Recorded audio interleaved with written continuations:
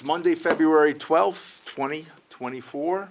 This is the meeting of the Gettysburg Borough Stormwater Authority. Good evening. I am calling this meeting to order. I have no particular welcoming remarks. Here's Pat. Hello, Pat. But there is an announcement. And the announcement is that we have in the audience Kurt Kramer. Can you pick me out? Yeah. He sticks out like a sore thumb at this meeting. And if all goes well with the Borough Council meeting that follows this one, Kurt will, I know you're sweating, Kurt will be joining our board at our next meeting. So Kurt, I'm welcoming you in advance in anticipation of being appointed by the Borough Council. Welcome. And your term is for 5 years. Or until death do you part. Seriously, welcome. Kurt brings a wealth of leadership experience. He has done a lot of work with YMCAs over his career. He knows facilities, and for the most part, he has very good judgment, as far as I know. So my wife tells me. Yeah. That was a good decision on your part, by the way. So welcome. Thank you. Now we are moving to our approval of the agenda, minutes, and other business, which is really our consent agenda.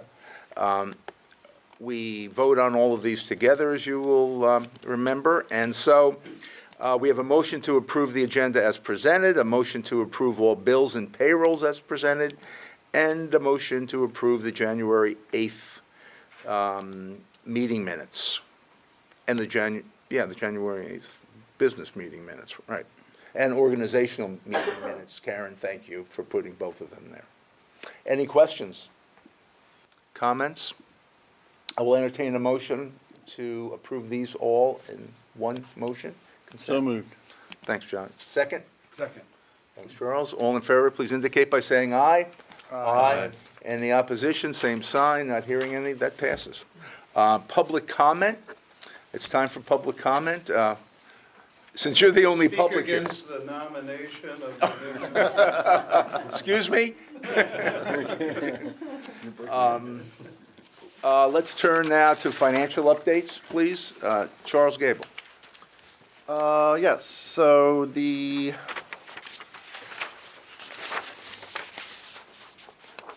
Wow, you can really read that.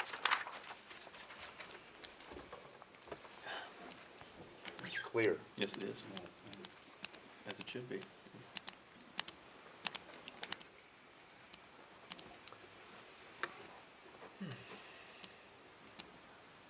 there we go, that's what I was thinking. This is the year-to-date numbers for 2023.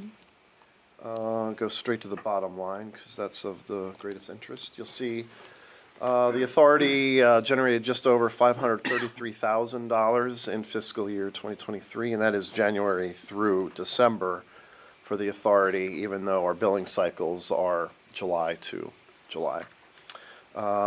Expenditures are only $195,000, giving us a surplus of $337,000 for the year, largely because there was really no large capital projects last year. So that money currently sits in the authority's checking account, which is where there's too many of these open. There it is. Currently, the authority has $710,000 in its account for use. And we know we have a significant amount of big projects coming up, one of which we'll be talking a little bit more detail in this meeting. So that's a synopsis of where the authority stands financially. We don't have any short-term investments out, right? No, if you remember when we were doing the Culp Stream restoration, we did have a CD. Right. But those funds have been expended on that project. Okay. Is there any reason why we shouldn't look at any short-term? We could very well do that. Yeah. If it's okay with everybody, I think if you would take a look at that. I just invested over $1 million for the borough today at a very favorable rate of 5.39% for a 90-day term. 90 days? Yeah, Yep. So, we could certainly look at that. I think we should. Thank you. Any questions, comments? All right. Deborah, payments. We are down from our last meeting. We had 111 parcels still not paid. They've come down, trickling down to around 54. We did have a couple of issues with our PSN and some incorrect payments being loaded, which caused some riff with some of the public. We did have to shut down PSN for a few days and then get that corrected so that the correct payments would be billed on there. So that is up and running now. So we're looking at roughly $5,664.32 that is still owed, with the remaining 54 parcels that have not paid. Adam and I have been coordinating with which ones, will be receiving a lien once we kind of go through what's been paid, because it was shut off on the 8th, but if somebody mails it on the 8th, it still could, come in this week with a snail mail payment, and we don't want to, lien someone that's, sent their bill in, so. Yeah, give them that time, that grace And period. then once Freedom writes off the liens, they won't be able to pay through PSN anymore, so I probably will maybe try to shut that down, but normally once we switch the liens or whatever's due to the lien system in Freedom, then they can't make any more payments, so. Okay. Unless they pay the, solicitor's fee, the court fees, and all the other additional fees that are on there for the lien, so. That's kind of where we are. Okay. Are any of those frequent flyers? Yes, I would say somewhere between 8 and 15, I'd have to double check, because I'd say 10 we're or still so. waiting, there's a pretty good amount that maybe half of that have never paid since 2019, and then the other half are spotty where they didn't pay a couple years here and there, so. I would say, I could give you a definitive number with enough time, but probably 5 or so Yeah, have been not from the beginning. so should we send something out to those particular ones that have never paid or processed the lien at this point, since they are clearly not planning on paying? This is my thought, it's up to the authority. I would file the lien, and if we want to do something more, I think we're going to confuse these people Okay, more if we're about to file a lien and then don't, okay, to then say you have 4 liens or whatever against you and you're about to have a 5th one. I think that's going to be more work okay, to keep track of. okay, yeah. It's better to bring everybody up and say, okay, who do we have? And what's your rationale for not paying this, essentially? They will eventually get paid when the property sells, or they refinance, or they're sheriffed, but Right. in the meantime, they're accruing interest and, significant additional costs that are completely avoidable, frankly. Mhm. And if we want to have a separate discussion about this, about sort of what to do next, I think we can do that at a future meeting and not confuse things now. Yeah. And then we can just talk about it. Okay? I would not pull out the consistent non-payers and not lien them at the expense of people who, for whatever reason this year, have not paid. I don't think you want to distinguish them from anybody else at this point. That's my sense. Well, don't some utilities, like if they file lien after lien after lien, like every 4 years or whatever, try to clean off their books, try to collect on those liens and, Some authorities do that. Yeah. We can talk about that in more Yeah, detail. Yeah, I think this is All right. an interesting discussion, and a detailed discussion that we could have later, yeah. We'll get through this season first. Okay, anything else? Any other questions? Deb? Yeah, just to continue the discussion, Deborah and I were sending a number of emails back and forth. I always cross-reference all this, the information that's pulled from Freedom. From the beginning, it's been interesting to me because of the reports that are generated, the formatting is inconsistent, which to me always suggested that there was a reason to, I won't say mistrust it, but just verify it. Some are in all caps, some are not. Some are first name, middle name, last name, some are reversed, some have commas, some don't. It's all over. And there's always, I marked them today, I think there were probably 8 or 10. When you file the lien, you want to have it match the property. And sometimes in the system, they don't have middle names, or they just have one person and there's, you know, a husband and wife that co-own it. So I always check them, and that doesn't inspire a whole lot of confidence. And I'm not saying that's anybody in this room's fault, I'm not saying that's Freedom's fault, but somewhere there is a breakdown that I always try to just be very diligent in making sure that we're filing these liens correctly, because frankly, if they're not filed correctly, it's just going to confuse everybody. The fact that an invoice might have gone out and not had someone's middle initial is not, does not mean that they do not owe the money, I mean, to be clear. But you don't want to cause any confusion when you actually have a lien filed at the courthouse that does not match the property owner's exact name the way they have titled the property. So, working through that, it seems that there are 3, maybe 4 properties that were sold in the past year. Some by local law offices or settlement companies, at least one from a county or 2 away, where the property was sold and nobody called for payoff. And I think sometimes people just forget to do that because it is still relatively new. They think to call the tax collector to verify whether the taxes were paid. They don't necessarily have that muscle memory yet to call the stormwater authority.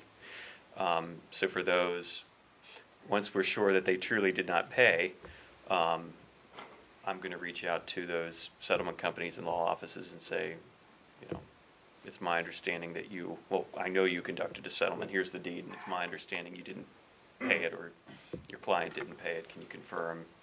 And generally speaking, that prompts those folks to write a check and therefore avoid the lien, which is what we want. So it's working through all that. I just want to make sure that we have the correct information, you know, so that we're doing it correctly, but also so the authority doesn't look unorganized. And again, I'm not suggesting that's anybody's fault in this room or otherwise, but these are the things we have to be careful about, because it's a lot. We're not talking 2, you know, we're talking 50 couple, and I suspect it won't be that many till we get down to it. It'll probably be 40 or so, which is where we typically track at. Right, right. Pat, did you have a question? Yeah, I did. I don't want to get too far in the weeds here, but we didn't get notified. Who should have done that? The title company or whoever's doing the settlement, the bank? So generally speaking, when you're doing a settlement, whoever the settlement company is, in order to make sure that their buyer, their client has clear title, will call, you know, for the tax collector, they'll call GMA. Anything that's a lienable utility, or a government charge, essentially, you call that agency or that Okay. level of government and say, can you verify that the taxes were paid? Can you verify that this fee was paid? So that they don't issue a title insurance policy that then could be, Okay, but when I you have thought- this other municipal charge that should have been dealt with that wasn't. That's, Yeah, but when we file a lien, we file that at the courthouse. So why didn't they check there? well, They do you're looking at it the other way. If somebody's selling a property that has a lien on it, they'll call and pay it off. These are for properties that sold in the past year. In 2023, We didn't have liens on them. not Oh, yet, because the okay. bill wasn't right. due, but they should have called and said, can you verify whether the Okay. bill was Right. paid, and if not, pay it at closing. Okay, Just like you would pay your property taxes out of closing if the bill was issued but not yet due, so that you don't have that fight over who's responsible Okay. for it.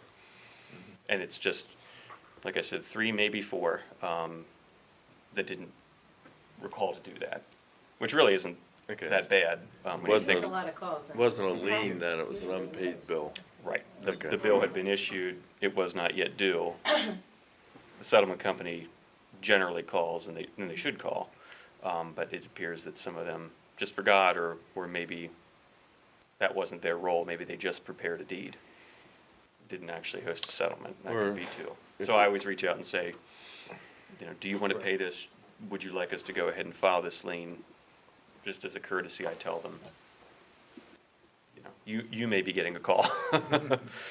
They generally do pay, because I've had some where I've called after a settlement and they've neglected to call for the payoff, and they usually send the check right away within a week. I bet they do, Yeah, they don't want title insurance yeah.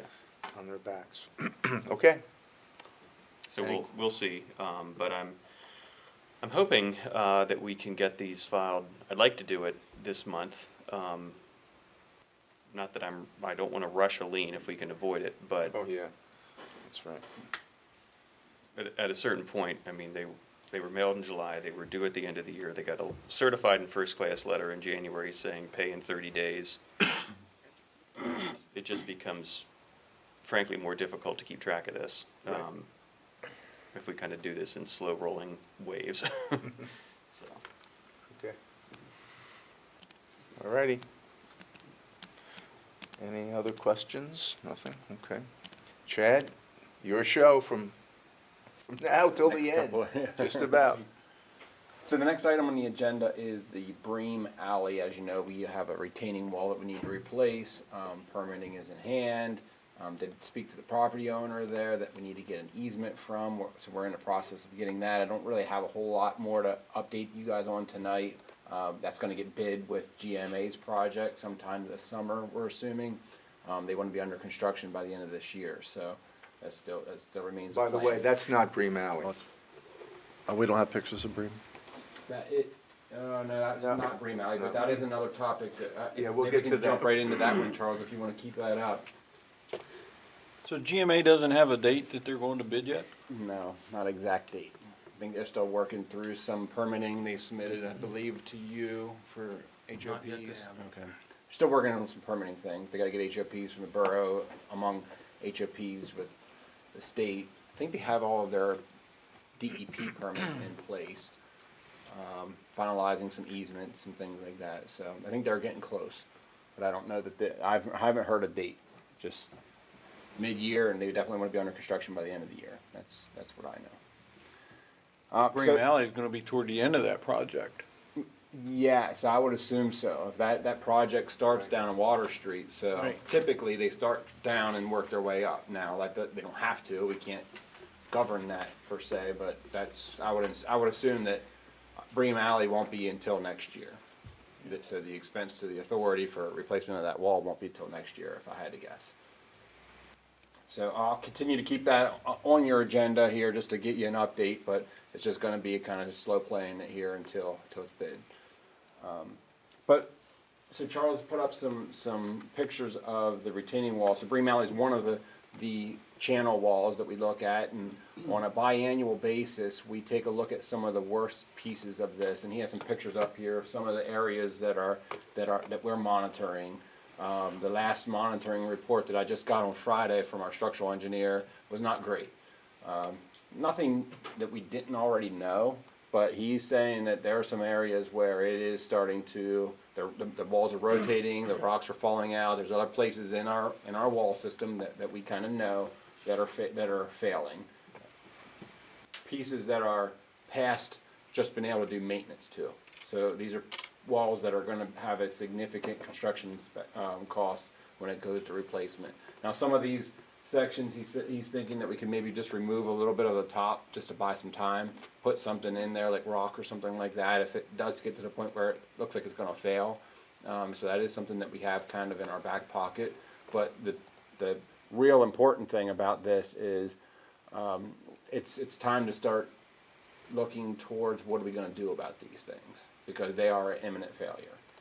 And if they fail, then there's a lot of issues that we have to try to react to. So that's the stretch between, it parallels Water Street. Water Street's There's to one the of those right. that parallels Water Right. Street. You know, This one here is, Oh, no, that's yeah, this is, the City Mart. Yeah. that's Cockle's Corner, used to be Cockle's Corner place, right on the corner Yeah, of so Carlisle. this is Late Night Bites, that little building Yeah. there, and this is the City Mart in Carlisle Street. And this one here that's Middle Street there. But you can see how the wall's rotating. The top of the wall's out significantly further than the bottom. And somebody already put a brace in back further. I'm not sure if that was you guys back in the day or not, but. We did that, we did the wall off the bridge in Putnam. But that pipe was there when we did that. Okay. Yeah, it's been there probably 50 years.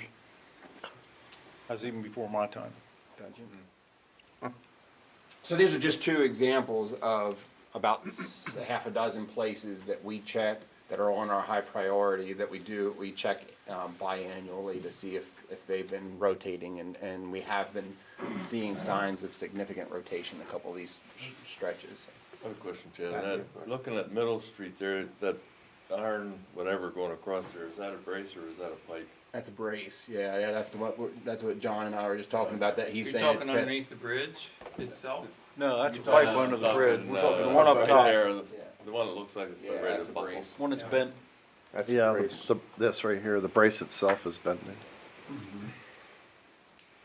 So anyways, I think the next steps, if I had to play out a path forward here, is we first need to decide if this is something that the borough and the stormwater authority are gonna make a decision that the borough is gonna own these things, or if we're gonna require the property owners to own and maintain them.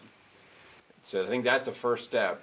Once we make that decision, I think we could create a map that shows exactly which walls that, if the authority and the borough says, yep, we're gonna have to own these things, we're gonna have to maintain these things and replace them, then the next step is we create a map that shows exactly which walls we're talking about, have a policy drafted by the solicitor. I don't know if it's a resolution or what it is, it says, okay, we intend to start taking ownership of these things, and then go through the process of literally doing that. With So what you're easements. suggesting, excuse me, what you're suggesting is a significant step for the borough. And the assumption, it's a formal acceptance of the responsibility for the walls, because as we know, the borough has done a heck of a whole lot of work on these walls since roughly the late 40s, early 50s. And so the stormwater authority can take one of two actions. You can either require the property owner to maintain these things, or you maintain them yourselves. If you're gonna maintain them yourselves, you need to own them first. Currently, we don't have a lot of records that shows it, that proves that one way or the other, but whenever we applied for funding for Bream Alley, we didn't get the funding, but it's kind of a moot point. The point is, we couldn't apply for funding anywhere else because we don't have clear ownership of any of these walls. That's right. So the first step to starting to replace these walls is to get ownership of them. And I would say that, and before you start even getting ownership of just one of them, you make a policy on the whole thing with a map that shows all of the walls that you intend to take ownership of and which ones you don't intend to take ownership of. For instance, there's some, I'm gonna call it more like a culvert that goes underneath of a structure or a building, and those, I wouldn't suggest that you would start with those. We're talking about the walls where it's open to the air, there's no structure on top of it, those kind of things. If the borough wanted to take ownership of it, the first thing you have to do is create an easement or a right-of-way and or talk to the property owners, you have them dedicate that right-of-way to the borough, I would assume, not the authority here. Right. You guys are the funding mechanism for these projects, but really not the owner. Ultimately, that takes the Borough Council as well. No. May I make just to keep it moving here, this is gonna require a lot of legal work. And so I'm looking at Adam to say, can you give us an order of magnitude or a listing of how you would go about doing this? And then some potential dollars involved, because whether we do it or the borough does it, there's gonna have to be some agreement about who's paying, and someone's gonna need to know, again, what the order of magnitude is in dollars. Sure. You know, to do this. Pat? Yeah, it seems to me like the first thing is to determine ownership. And I don't see that, as it's been mentioned, that it seems like the borough needs to make that policy decision, because we're not gonna own it. We Right. could maybe recommend that the borough own them, but We've had this discussion before, it seems like we can go in circles on this, but the sidewalks, for example, I just paid a couple $1,000s to redo our sidewalk, and that's the policy throughout the town. And then I come to find out that the borough does own my sidewalk, so, after I paid for it, but I don't think we should necessarily assume that that we own it, and if the property owner owns it, it's their responsibility to fix it. Just like all the sidewalks. Right. Well, the sidewalk is an ordinance that requires the property owner to maintain it, and that's what we're saying about these walls, because half of these walls don't even show up on deeds. Okay, They're well, just the there. half that do, if it's clearly defined, I'm not sure why we would assume that responsibility if the landowner clearly owns it and has the responsibility. So, I think this is the argument that the borough has to decide on, because there are, and I've seen it because I've read these minutes, there are certain properties in the borough that the borough has said, we will maintain these walls. Right. Okay, over on Stratton, those houses on Stratton around the bridge, on one side of the bridge, for example. So it becomes a Harry Eastman and you discussion about how to proceed, and I think I'm always coming down to the money. How much is this going to be? And I presume, since the borough will be the owners, that they will pay for it, the legal work, but I'm saying, that's gotta be estimated, and, we should at least know what's going on there. Some time ago, to your point, Pat, and I can't recall off the top of my head how long ago it was, I think Mike had asked me pool 8 properties. Can I stop there? And you were gonna look at some things too, right, Mike? Oh, Mike, yeah, I Yeah, did. yeah, I okay. looked at So borough we looked at a minutes. lot. So we do know some things, right? Mhm. Yeah. And on every one that I looked at, everybody's deeds, and we're talking very old legal descriptions generally, go to a point in the stream bed. So the walls are on people's property.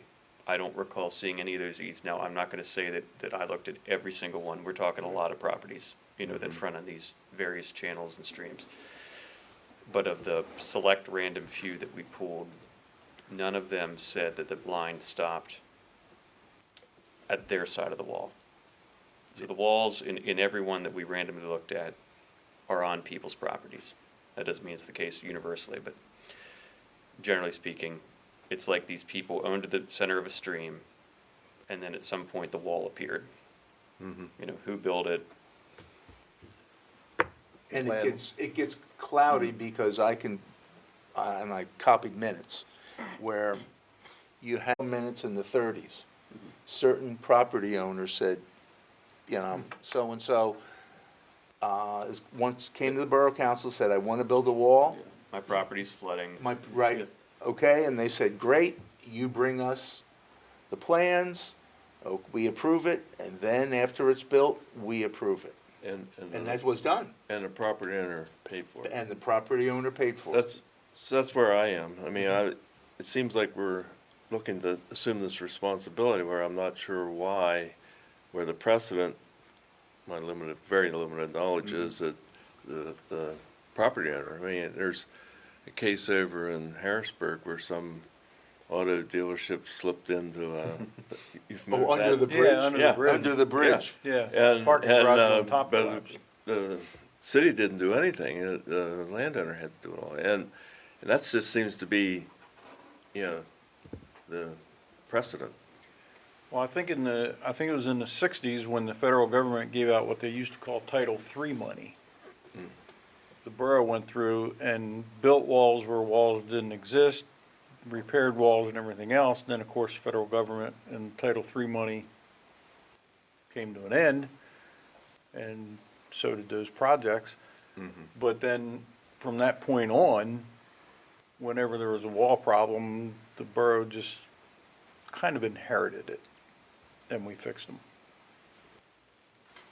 So if you look at this picture right here, let me get my orientation, from behind, if you going this way, there is a section of poured concrete wall that I think We probably did that. that the borough did. That's looked like a Leroy Angel job, because Yeah. it's unbelievably a great wall on both sides, and there's a bridge, not that bridge, but certainly something like that bridge, on an alley, right, Chad? Right behind it. And so, Oh, that's right off Gillian now. yeah, Yeah, that was yeah. Leroy. yeah. That's Leroy's yeah, work. Yeah. And then we repaired the wall just west on that little bridge, that whole area that failed. We being the borough. So it's Well, gonna get convoluted in a hurry. And part of that area was a little bit more convoluted because there's an alley right beside the wall there. Right, right. And that clearly was the borough, the easy way out, is that the borough owned that portion. So that was easy, Because that was that on was an an alley, easy yeah. fix. It wasn't next to private property like that is. Yeah, those easy ones, that one and Bream are the ones where clearly the borough has the ownership. Right. But there's gonna be many other ones here coming up soon where, and I think part of the issue, you know, back to the comparison to sidewalks, right? So sidewalks are a couple $1,000s to replace. Part of the issue with these walls is they're hundreds of thousands of dollars to replace. So in many cases, the wall along a property is more valuable than the property itself.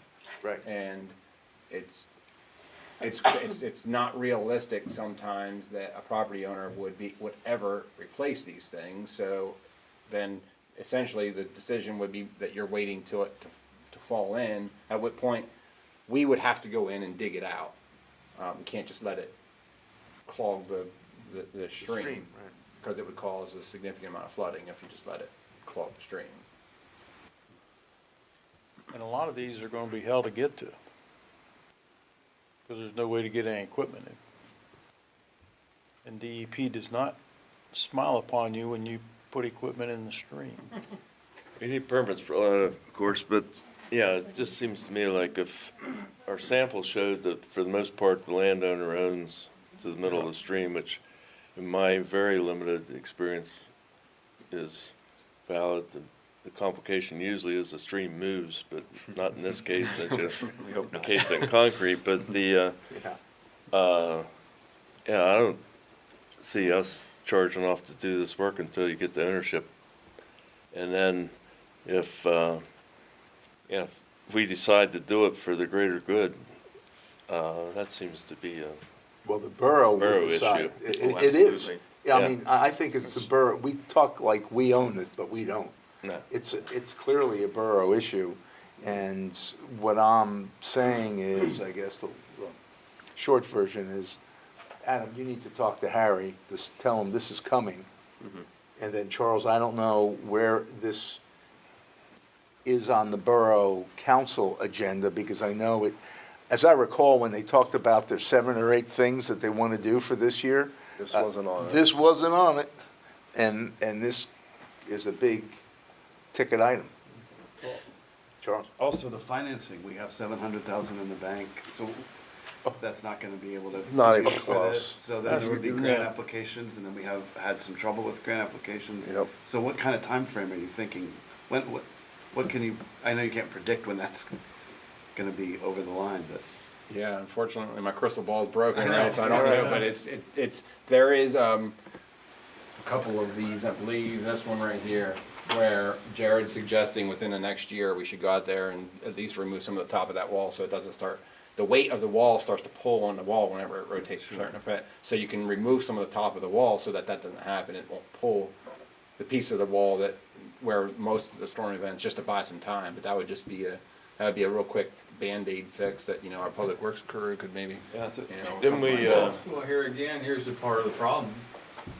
That wall, how are you gonna get there with a piece of equipment? Back to John's point, Right. none of this is easy. Right. I mean, Without setting something down in the channel, Yeah, which you're- is a no-no.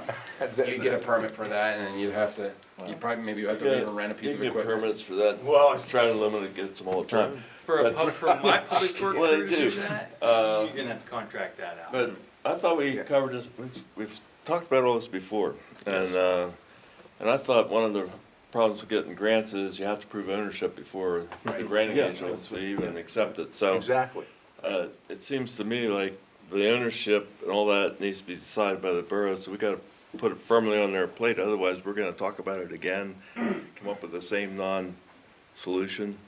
Yeah, so. Oh, I think we all violently agree. Yeah. And so the question, I think this is the first time we've talked about getting it on the borough agenda, how to do that in a way that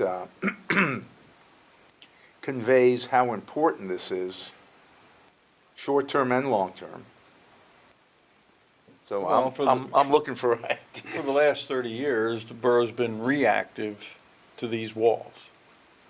You don't do anything till it falls in. Right, And then you run around like a chicken with your head cut off to get it fixed before the floods come through. that's right. And that's the way it's always been. And that certainly isn't a good way to approach it, but that's the way these have all been approached. Yeah. And part of the reason is that even when we had a bigger highway crew, these jobs become very time consuming. And you have to be very careful because you start out with 10 foot of wall to replace and you start to work on it. Next thing you know, you're at 15, next thing you know, you're at 20. Just like this one on the right-hand side where I see those rocks out. Now, it looks like from that piece of railroad that's holding it on, you could repair that section in between those railroads, but I will guarantee you from experience, once you take that top stone off, and maybe the second stone, you're gonna get into a domino effect that is gonna be ugly, ugly, ugly. Been there, done that. Have the T-shirt. So, you know, your budget for 10 or 15 feet of wall, all of a sudden goes to 20 feet of wall, and then the borough manager's on your ass because where are Yeah. you supposed to come up with this kind of money and, I'm not suggesting it's- we don't do anything, I'm suggesting that we define what we're gonna do and then well, I'm thinking we should do assign somebody something, the responsibility of doing it. I think we should do something formal, whether it's Whether it's be a a borough resolution, ordinance that says about how. we should send something to the borough saying it's time to get off the pot.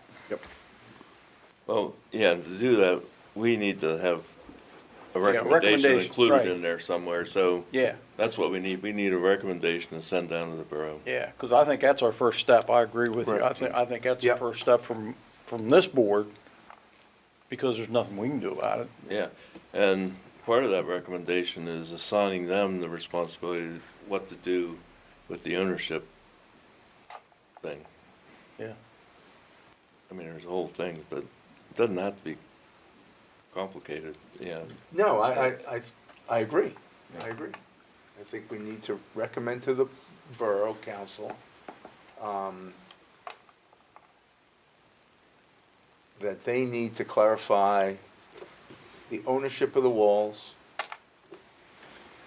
It's a little, just a little bit deeper than that. If the homeowner owns it, do we accept any responsibility? Well, I Or are we wouldn't, gonna I wouldn't just talk say- about the homeowner yet. What I would talk about is putting it on their plate that the ownership of these walls is a significant issue now. Yeah, but it seems to me like if we don't lay the whole thing out to them, we'll just solve it one step at a time, which could take more time than if we say, A, we have to determine ownership. B, if the homeowner owns it, but it's in deteriorating condition, are we gonna accept any responsibility for fixing it for the landowner? Or do we have to take ownership of it before we do it?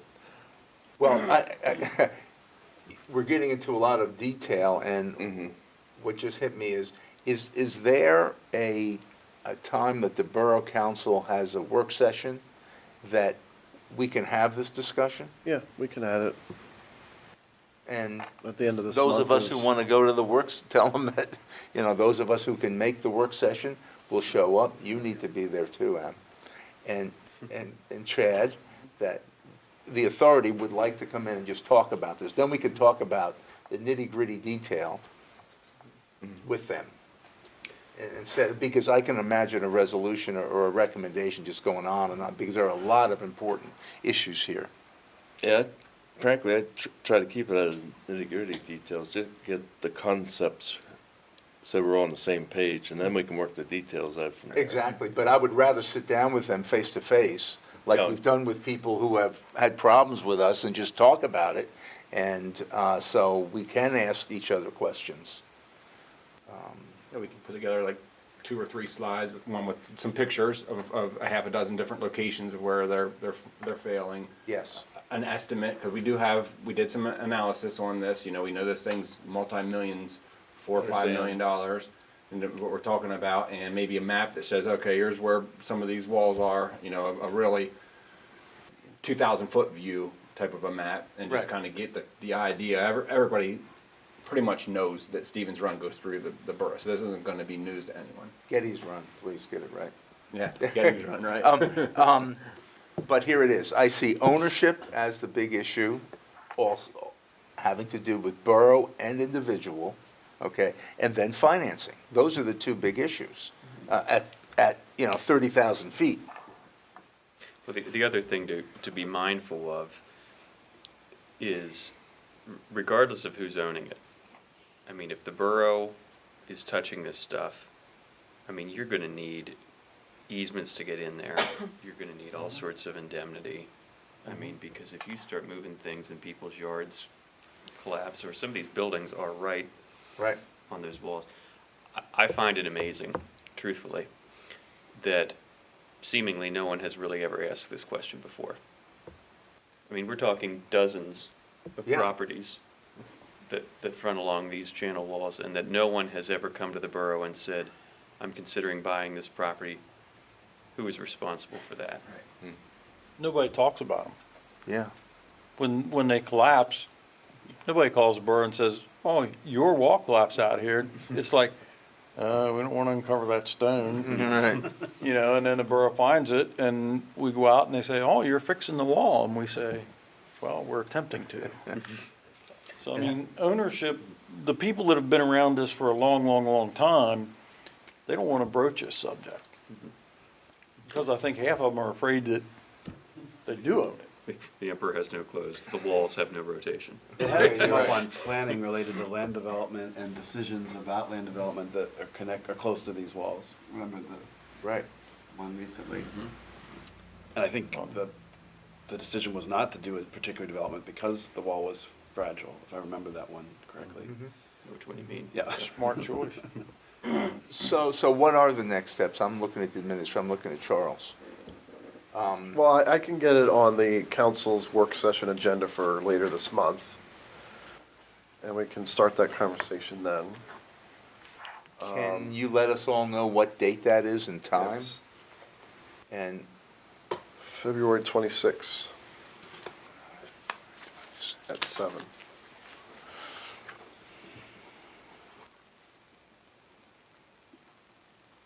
and can we get on that agenda? Yeah, I'll Please. put you on there. Chad, can you put together a dog and pony show with, 2 weeks. I think, and Adam, correct me if I'm wrong, part of the sticking problem to some of this too is precedent. So even though, I guess by letter of law, according to what Adam said, that, these are on other people's property, even though that's true, the borough has worked on these in the past, tacitly saying we're taking responsibility for the maintenance of them. That's how it's been done in the past. Not in every case, but Mike's found Most of yeah, them. that to be the case in the minutes. And if I'm trying to help the decision by the council along, I would think, first is, if they think, if the general consensus, or the majority even, of Stormwater Authority members or the borough says, I think we should own these things and I think we should maintain them, well, then we don't need to spend a whole lot more time trying to dwell in the past and trying to figure out the precedent set.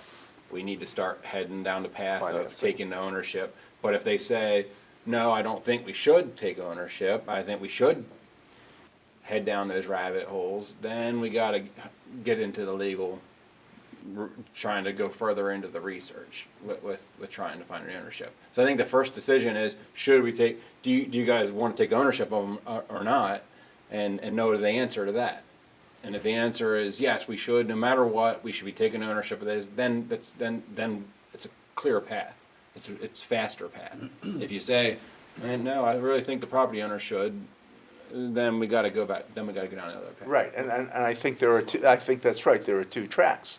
It's a property owner tract, where it's clear the property owner owns to the middle of the stream, or it's, as you described, since the borough has done work in general throughout the channel over the years, and since we can't get grants unless we own them, we being the borough owns them, and then talk about that tract and what that means. Well, I think you can get grants if we don't own them. You just have to make the ownership clear in the grant. I mean, some grants that I've been involved with, it worked that way. That clearly, like, we just got a grant to test pathogens. Well, they wanted to make sure the landowner agreed with that. Right. So, yeah, so you can have a three-party agreement, at least for some grants. I don't know what we're talking here, but it seems to me like one of the things that should be brought up right in the beginning is, okay, the landowner owns it, they authorize us to fix it, who's gonna fund that? That question needs to be answered before we can move anywhere, it seems. Well, it depends which track you're on. No. And so that's, the Borough Council has to decide Yeah. which track, because you look at that wall, and I'm not an engineer, but most of that wall is failing. And that's a long wall. And my guess is, to replace something like that, you're clearly talking six figures. Oh, easily. Clearly. And so we're back to what a homeowner can afford.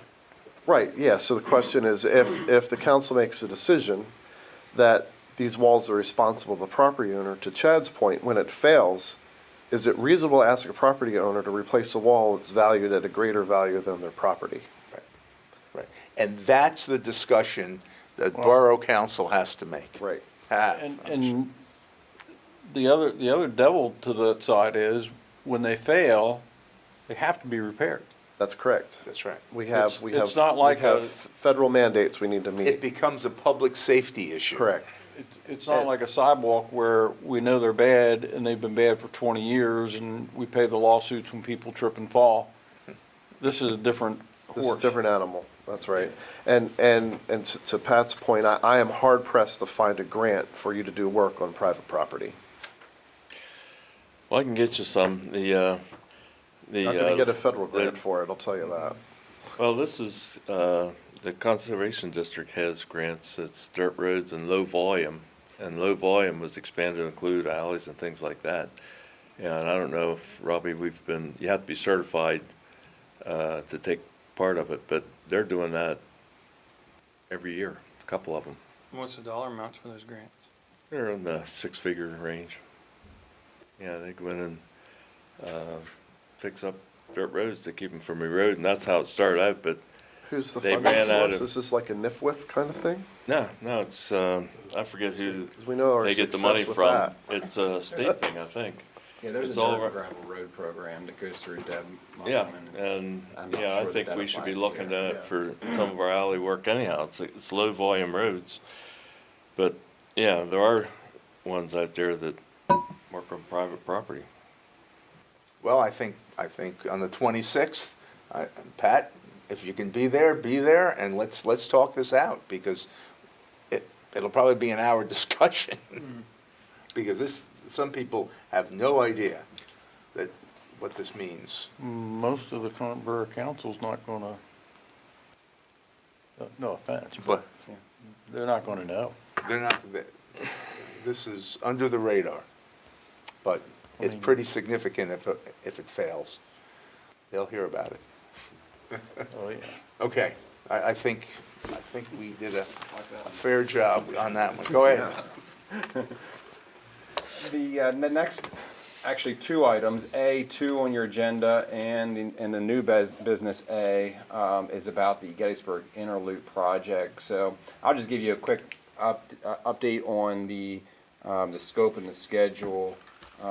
The scope has been reduced as far as we can get it now. Of course, last month, I did present to you guys that we didn't get the grants that we were hoping for, the H2O grants. So we were in a process over the past month of trying to reduce the scope as much as we can to get something that we can move forward with. The council, whenever we presented to them at the last workshop, were pretty unanimous in that they wanted this project to still happen because we have the risk of losing some other grant money if we don't move it forward with the CDBG money and the C2P2. So at this point, we've eliminated all of the alley, of Racehorse Alley, and we've eliminated the pipe that is on Chambersburg Street. So at this point, we'll only be building the pipe that goes from the creek under the railroad tracks to Racehorse Alley. It will set us up for ultimate fixing of Chambersburg Street, but it won't include that at this point. We needed that H2O fund to be able to include that in this project. The other thing that we did was we look at a couple of schedules.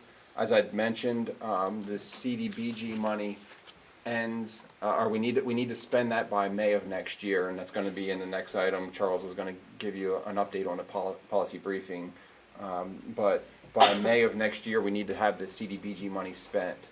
So that's kind of the very latest that we have to start. If we follow that and go into construction during the winter time, which isn't the best, we can wait until notice to proceed for November and still get it done by May of next year, spring of next year. If we want to try to avoid the winter, then essentially we need to start construction in June of this year, which is going to come around pretty quickly. Yeah, that gives us time for, there's the schedule Charles pulled up. But if you want to scroll down just a little bit, Charles.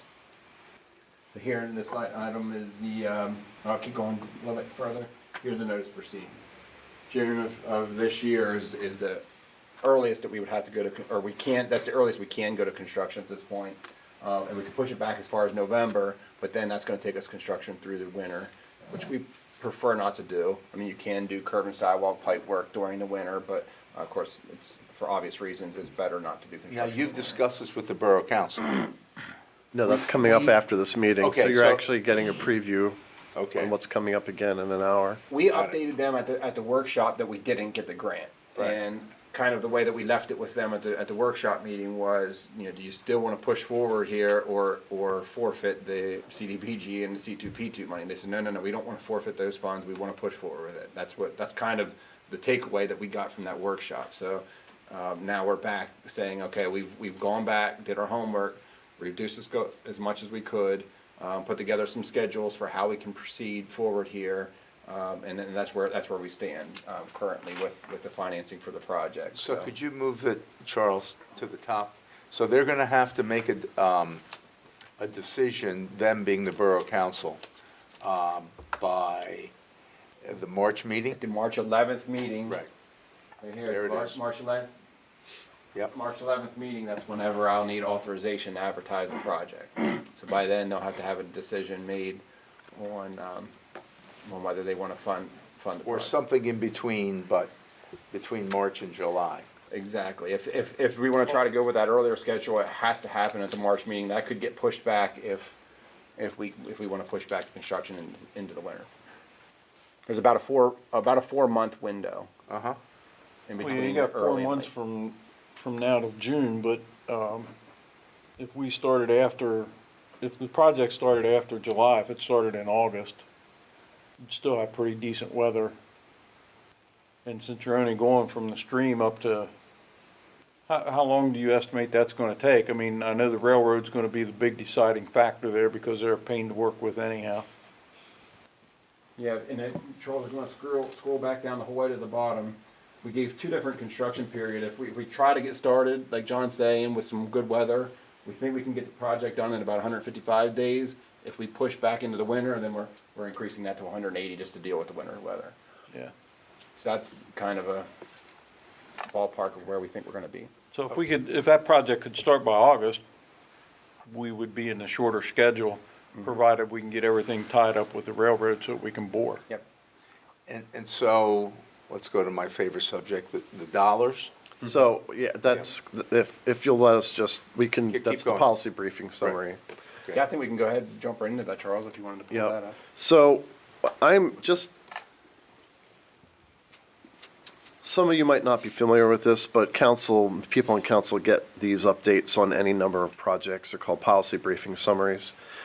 It's a lengthy document that keeps getting added to as things evolve with the project. And so this actually, the first iteration of this occurred all the way back in 4 years. 2020, yeah. So you can see how long we've been dealing with this. And so anything in yellow is the latest entry with this project. And just for the interest of the audience listening at home, I'm just going to read from this so that it can kind of give the background on some of these things. The first section of a policy briefing summary is, what is staff asking the council to consider? And so this latest entry is the Gettysburg Interloop Phase B1, B2 project has languished since the first drafting of this policy briefing summary. Phase B1, B2 is an ambitious project and must be coordinated with other agencies providing multiple types of services and infrastructure. In the short term, through spring of this year, 2024, the issue needing Borough Council attention is that of appropriating adequate funds to get a segment of the larger project completed by May of 2025. If construction on this segment is not completed by May of 2025, the borough will forfeit approximately $250,000 in community development block grant money. So just so everyone's clear on what we're talking about, there's a map included in the policy briefing summary. This larger map here shows what was Phase B. It was the area of Racehorse Alley from Franklin Street to North Washington Street, turning a corner from North Washington Street at Racehorse Alley down to Constitution Avenue, which crosses the railroad tracks that Chad Clayball just spoke about.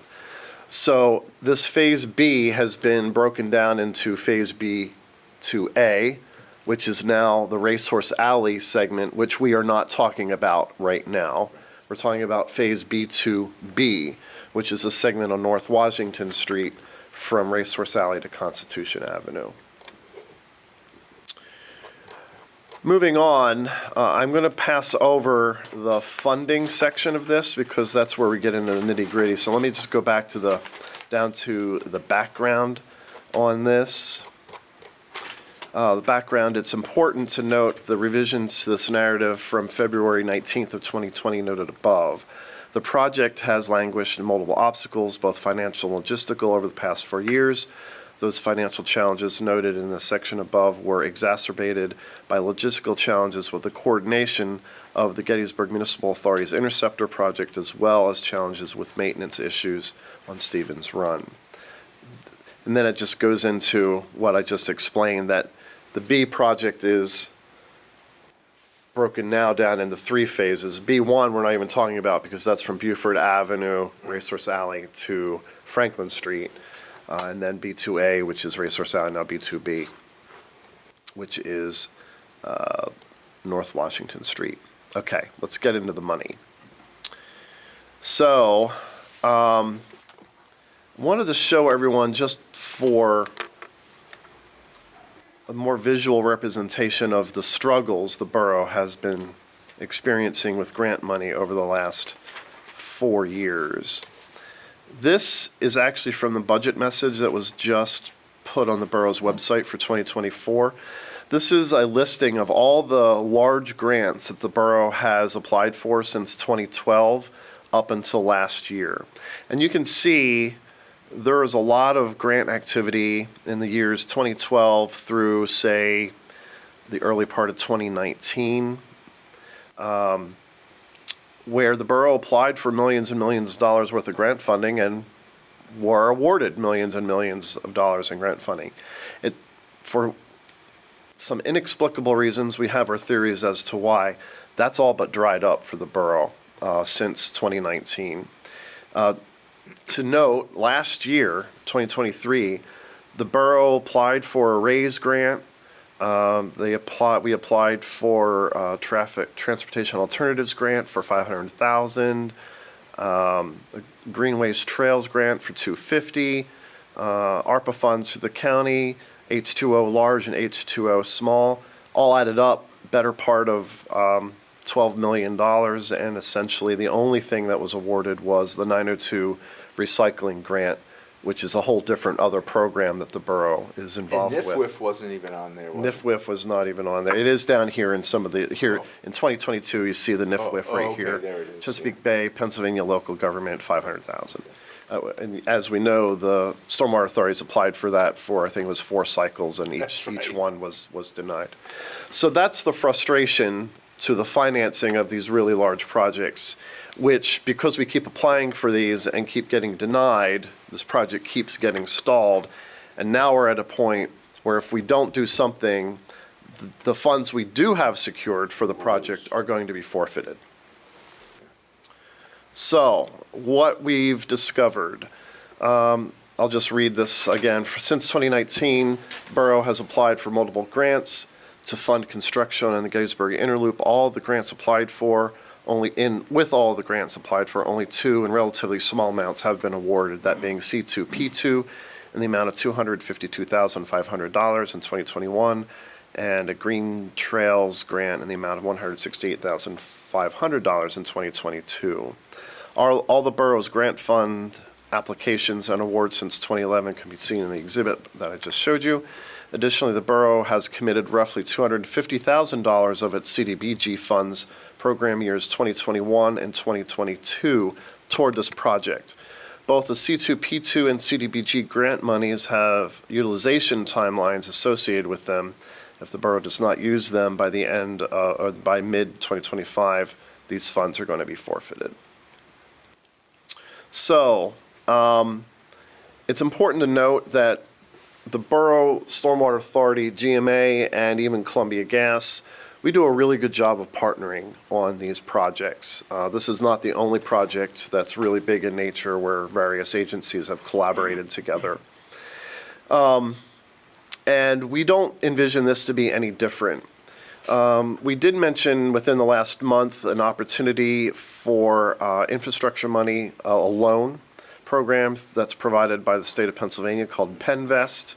PennVest may be a good financing solution for other major infrastructure projects in the borough moving forward. Unfortunately, in this case, time is too limited to explore PennVest for the Interloop projects, as it takes a minimum of 4 months for the application for a low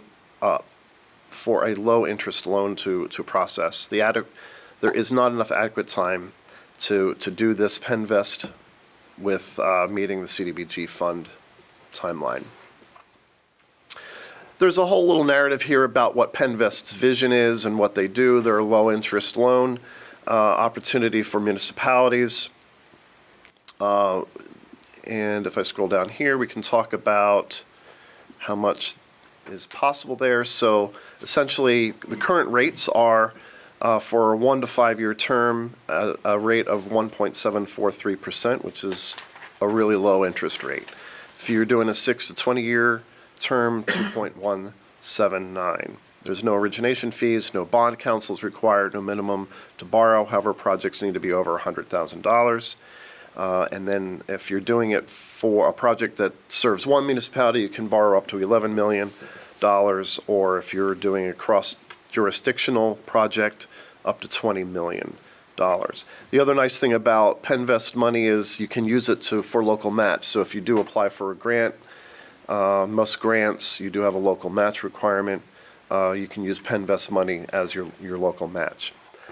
Just putting that in the back of everyone's brain, because moving forward, as we get into the channel walls discussion, when we're talking about a $4 or $5 million project, PennVest may be an opportunity to fund a larger project like that at a very reasonable rate. But that's not going to solve our short-term problem. So what staff is proposing is a essentially finding between our partners a funding formula that will bridge the gap. Right now, this project is about $1.3 million, Chad, I think. And so we have a sizable hole to fill. And there is value for both GMA and the Stormwater Authority in that there are potable water components to this project and there are stormwater components to this project, that if the Borough Stormwater Authority and the Municipal Authority partner, everyone can get their work done at a significant savings as opposed to that organization doing it solely on their own. So what we're proposing is Stormwater Authority providing about $230,000, the Board of GMA of Charles, move that up a little higher, so. the Board of GMA, $225,000, and then the borough would pick up the balance at $273,500. So, if you remember what we said, we currently have $710,000 in the bank, So we would be eating into it for, by about $230,000. And this is assuming that GMA Yeah. gets on board with this. Right. And Which assuming we the have borough yet to wants have. spend- And Mark Geis, their director, is aware of this and is approaching their board with this same topic. I think the other thing that I had to add to that is, we also did double check that what Charles said there is in the bank, is still enough also to do the Bream Alley wall. So you can do both of those two projects, regardless of the fact that in July, there's another round of billings, so collections, so that'll put you in a better spot. But there is enough money in the bank for both of those two projects next year. And remind us what the Bream Alley number is? We were estimating it at 230 to 250,000. 60 or 2/3 of that, so 6% of that would be Stormwater Authority. The other 1/3 would be Municipal Authority. GMA is going to pick up 1/3 of that cost. So we have enough cash. Well, in the Bream Alley, the way it sounds, those bills aren't gonna come till after Right. July anyhow, Yeah, so, it's gonna be a while. Yeah, even this project is not going to be until after. yeah. So we could, like you said, you could put it in a short-term, Right. Higher I think interest we rate, should, we yep. should move that to short term, and we won't be using that money for 90 days, so we'll get some interest. Well, this is a lot to chew on. It is, and unfortunately, we are going to need a decision from these three organizations within a month, certainly by the end of March. And, which reminds me that next month, we actually are not planning on Scheduled for a meeting. meeting, right. Which, if this is something you want to make a decision tonight, great. If not, we should probably schedule another meeting for you to formalize something next month. Okay. Are there any questions so far? I mean, Just without getting into too much detail, so part of the project involves stormwater, correct? Yes. And just in What's 10 that seconds, valued tell us at? what is that? The stormwater pipe that ultimately is to fix the Chambersburg Street issue will run from Stevens Run under the railroad tracks. There's a boring to the alley. There's a new stormwater pipe, about a 30-inch pipe. Sorry if I missed this. What does it mean in the parentheses there, less than the 320,000 stormwater line construction estimate? What did that mean? When you broke down how much? Yeah, that's what I was looking for, actually. Thank you for yeah, it's calling in that out. yellow. Yeah, so the stormwater component to this is valued at $320,000, and staff's asking $230,000. So Knowing that that, some of it's also being paid for by C2P2. Right. A bunch of other HABI Right. generated funds and CDBG. So Happy's agreed to contribute? yes, in Oh, yeah. fact, I just pulled that up. Yeah, show the, So Yeah. this is our funding strategy. If your eyes are going to bug out, here you go. So we're looking at a $1.285 million project. Of that, we have $250,000 of CDBG. right, We have another $200,000 in DCNR C2P2 funds. Everything in green is all the work that Habby has done on the borough's behalf to raise money for this project. And they've already given some of that, so some of that's already been spent.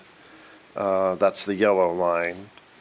And then we need to find the balance. So 230, we're asking from the Stormwater Authority, GMA 225, and then the delta there that would be covered by the borough.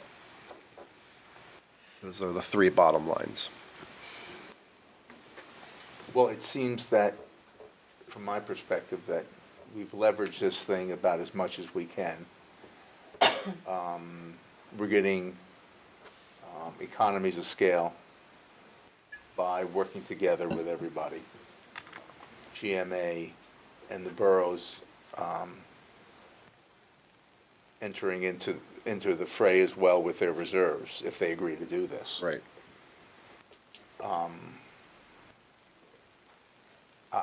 I know I've looked at this before.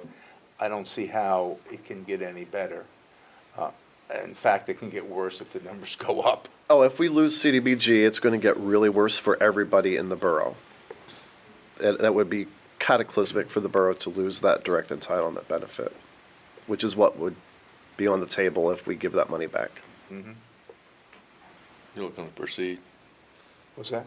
you're looking to proceed tonight? Oh, yeah, I think, Yeah, me too. yeah, I don't see why we wouldn't go ahead and, Yeah, we're not gonna do Do anything this. more in March.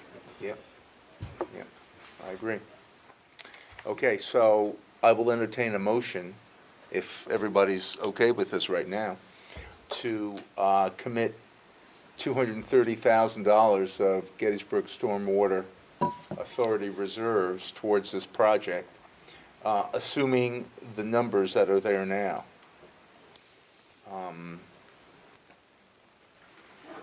So we need, Counselor. Are you writing the motion? No, I'm making a note for myself. Karen can, And who to hold accountable for Yeah. that? well, Which part of the GIL is this? Phase B2B. B2B. B to E, okay. To commit $230,000 to the GIL B2B Project. Project.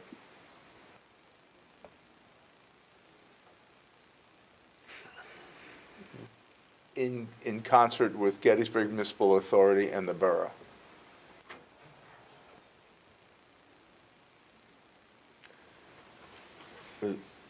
Question, was that caveat such that if they don't follow through, we don't either? That's how I would take that. What's that? I'm sorry. Yeah, I would say we would revisit it if these numbers change. Yeah. How's that? Yeah, if somebody If we- drops out, the whole project's got a problem. Right. Yeah, so this is a contingent on everybody Right. else. We will revisit this Yeah. commitment if the other entities do not contribute to that, to those numbers, Yeah. to those limits. Will you want a formal resolution to this effect? Couldn't hurt. Okay. That's what I think figured. we ought they would to. need. Yeah. Yeah. And that could be done retroactively in April, right? Yeah. I mean, Why don't we just do it now? you'll want to tape that out in more detail. Yeah, resolution is a formal. Okay. Wait, all wait right. and see if everybody else is on board. That's right. Okay. What do we Well, do now? let's just make this a contingent Well, thing. we make a motion to have the resolution, and the motion would be that we commit $230,000 to the 2B whatever, contingent So on a other formal funding. resolution. Okay. Yeah. Contingent on what? Other funding sources. You're essentially expressing your intent to Yes. take action at a future meeting. So that other people can say, well, Right. Yeah, where's the we've Stormwater Authority? committed. Well, they're intending to do this, Right. as long as you're gonna do it. Well, then And all we you- have to do yeah. is say that we intend to do Yeah. this. Mhm. Period. Yeah, well, So contingent on other Contingent funding. on- $230,000 to the GIL B2B project. Contingent on other funding sources. I don't think it's that vague, contingent on the On- funding sources as from presented. By the- GMA and the borough. By GMA In and the borough. Gettysburg Borough, yeah. You'll you probably like a have an second? MOU between all three So of who's, them. We did could. somebody move this? Yep. Karen, why don't you read this again? Motion to commit $230,000 to the Gill B2B project contingent on other funding sources by GMA and Gettysburg Borough. As presented by. Right, as presented today. As presented on 2/14. 212. It's not 214, otherwise we're all in That's trouble. right. That's right. 212. Okay. Was someone, I'll second it. okay. So who made the motion? Charles? Who made the motion? I'll make a motion. Okay, Pat made the motion. We have a second. Seconded. Okay, any other discussion? Phase 2B or not? To be. Yeah. To be. He was waiting all the Wise time. guy. I was waiting, lying in wait. All in favor of this motion, please indicate by saying aye. Aye. Any opposition, same sign, not hearing any. It passes, thank you. So the borough will hear about this soon. In an hour. Yeah, or less. Anything else? Land studies? So I can be quick here. I did have a couple of remarks prepared, mainly for Kurt's benefit with this project. But I'll be real quick because I know we have another meeting coming up here in 13 minutes. But All right. So our Culps Run stream restoration, big project for the borough to satisfy our permit requirements. If you can remember, we needed a little over 50,000 pounds of total suspended solids, and we end up achieving over 100,000 annually. So it served all of our permit needs and then some. The price tag for this project was about $750,000 project. We completed it in 2022. The permit that was required for it has a 5-year post-construction maintenance period. Every year for 5 years, you have to report to DEP for the first 2 years biannually, and then the last 3 years annually. Our consultant Land Studies goes out and does maintenance procedures on that restoration. They basically are spraying for invasives. We've been very lucky so far with the project. Our reporting that we get back every year is that it's looking great. We're starting to get some mature vegetation there. There has been no need for further construction in terms of erosion issues. So the project's really doing well, but we need to continue to spray the invasive plants and to do the annual reporting. Land Studies contract, if you can remember back, for the solicitor's recommendation last year was that we do this on an annual basis instead of just have a 5-year long-term with them. Last year, the contract, they originally started at $19,600. We got them down to $15,200 to do the maintenance last year. Their estimate this year, oh, I'm sorry, I got that wrong. It went from, last year's was $13,200. This year, it's up to $15,200. The $2,000 increase is directly related to aerial drone imagery collection. So, and I talked to Reed, the engineer for Land Studies, and he said, it's something that we always recommend. We'd like to see that on these type of projects, but it's not vital to the permitting requirements. DEP doesn't require that. So if you don't want to do that, then it's the same as last year at $13,200. If you'd like to have the drone imagery, then the contract should be at $15,200. So that is the one question you guys will have to wrestle with here a little bit. The drone footage is kind of self-explanatory. They fly it with a drone, they can see the hydraulics a little bit better. They include that with the permitting to DEP. It's partially for, you know, if you ever, recently we applied for a governor's award. You can use those kind of things for promotion of the project with your MS4 permitting and those kind of things. So there's that component of drone footage. A relatively low cost of $2,000 if you want to do it. Again, you don't have to do the drone footage if you don't want to do the drone footage. Did we have that last year? No. No, this is new. How long is the drone footage? A couple of minutes, or this is 15 minutes, 20 minutes? What's Any I don't idea? know if I know the answer. The one that we originally did with the county was I don't know, it was a several minute video clip, and then it was a pile of photos too. You know, Okay. they take photos, still photos, and then it was like a 10-minute long video clip. This is from the Gettysburg National Military Park, right? Yes. They have permission? Yes, we do, believe it or not. Yeah. There's a caveat, they have to take off from the Borough Public Works garage, fly it, and land. They back can't at the take Borough. off or land on the National Park Service property. But yes, we can do the drone, fly the drone. And this is our third year into this, right? Is that right? This will be the second year. Yeah, the project completed in 2022. Right. Last year, 23, was the first year of maintenance and monitoring, so this will be the second year of maintenance and monitoring. So we there's would still have be four compar- reports, or four visits, 2 reports this year. Starting next year, then we'll be down to just 1 report Right. annually. And so we would have comparison data. Yes.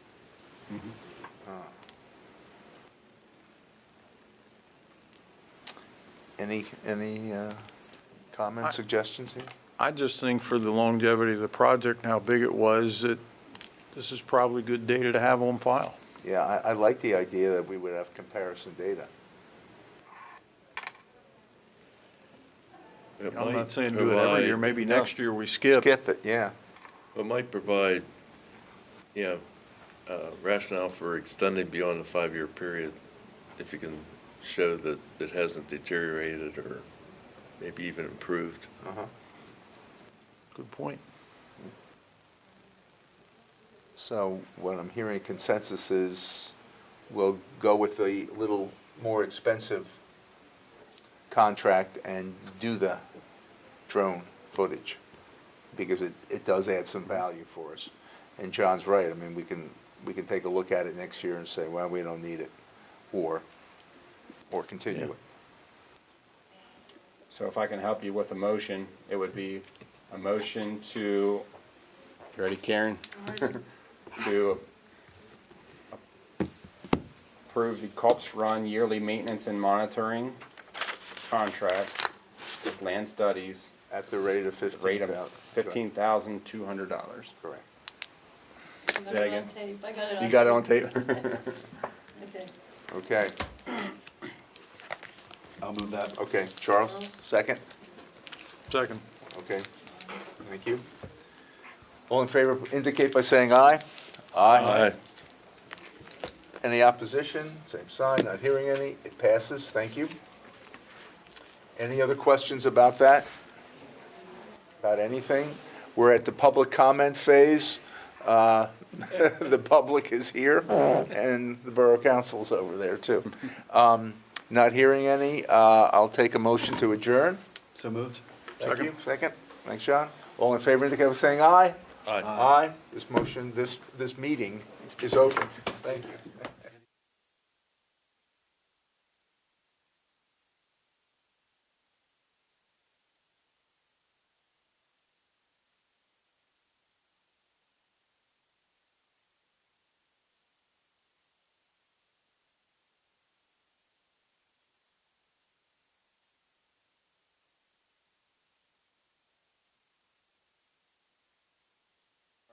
Good evening, everybody. I'd like to call to order this meeting of the Gettysburg Borough Council. And we'd like to start, as we always do, with a moment of silence and a pledge of allegiance.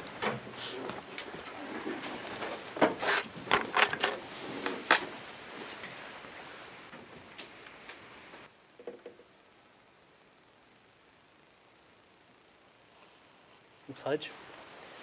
I pledge allegiance to the flag of the United States of America and to the republic for which it stands, one nation, under God, indivisible, with liberty and justice for all.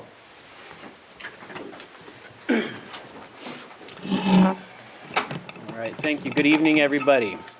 An executive session of the Borough Council of the Borough of Gettysburg will be conducted immediately following the adjournment of this evening's monthly business meeting, consistent with Section 708A2 and Section 708A5 of the Sunshine Act, for the following purposes. 1, to receive informational updates relative to a pending grievance matter and a contractual issue raised by the Teamsters Local Number 776 in connection with the borough's collective bargaining agreements with its police and non-uniformed employees' labor organizations. And 2, to revise and discuss matters of borough business which, if conducted in public, could lead to the disclosure of information or matters of confidentiality protected by law.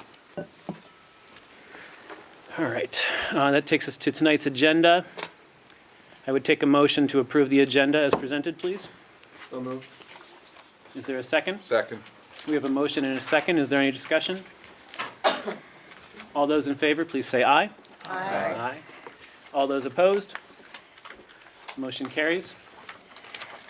And a motion to approve the minutes of the council meeting of January 8th, 2024, and the council work session meeting on January 22nd, 2024, as presented.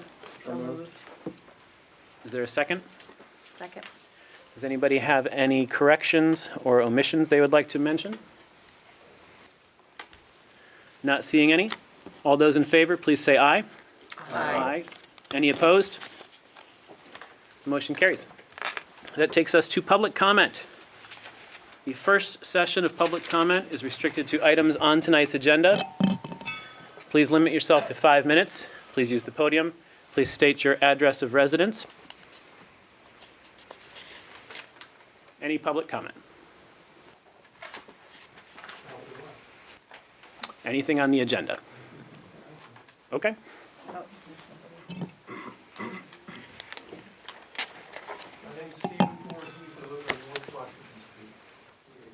Can you give us the address, please? Thank you, sir. I'm here to say in those strong terms that I'd like to urge you folks to reject the ordinance and the variance for the library. I think the library should stay where it is. I don't think they appreciate what they have. They have a genealogy room, which is very dignified, and it's conducive to study. And I think they ought to just say no to this ordinance, this variance on the zoning. And maybe they ought to be considering getting a new set of directors rather than getting rid of the library. So, and I know a lot of people in town, they would be here tonight if they knew about it. And a lot of people I talk to in town, every one of them says, no, they like the library where it is. You ought to keep it there. We have a nice library. It's perfect. You look at those classical Greek columns out in the front there, you drive by at night, you see Lincoln up there, and you see the Greek columns. What kind of little building would they build out there? One story, little run-of-the-mill, average nothing. And it's something that Gettysburg should have. A historic building that we can be proud of. So, and like I said, a lot of people would be here if they knew about it. And I think the consensus in the town is just leave it alone. It's fine. It's 110 years old. Can I ask you to conclude your thought, please? Okay, well, I just want to urge the council people in the most strenuous terms to reject this requested variance. Okay. Thank you, sir. Okay? Right.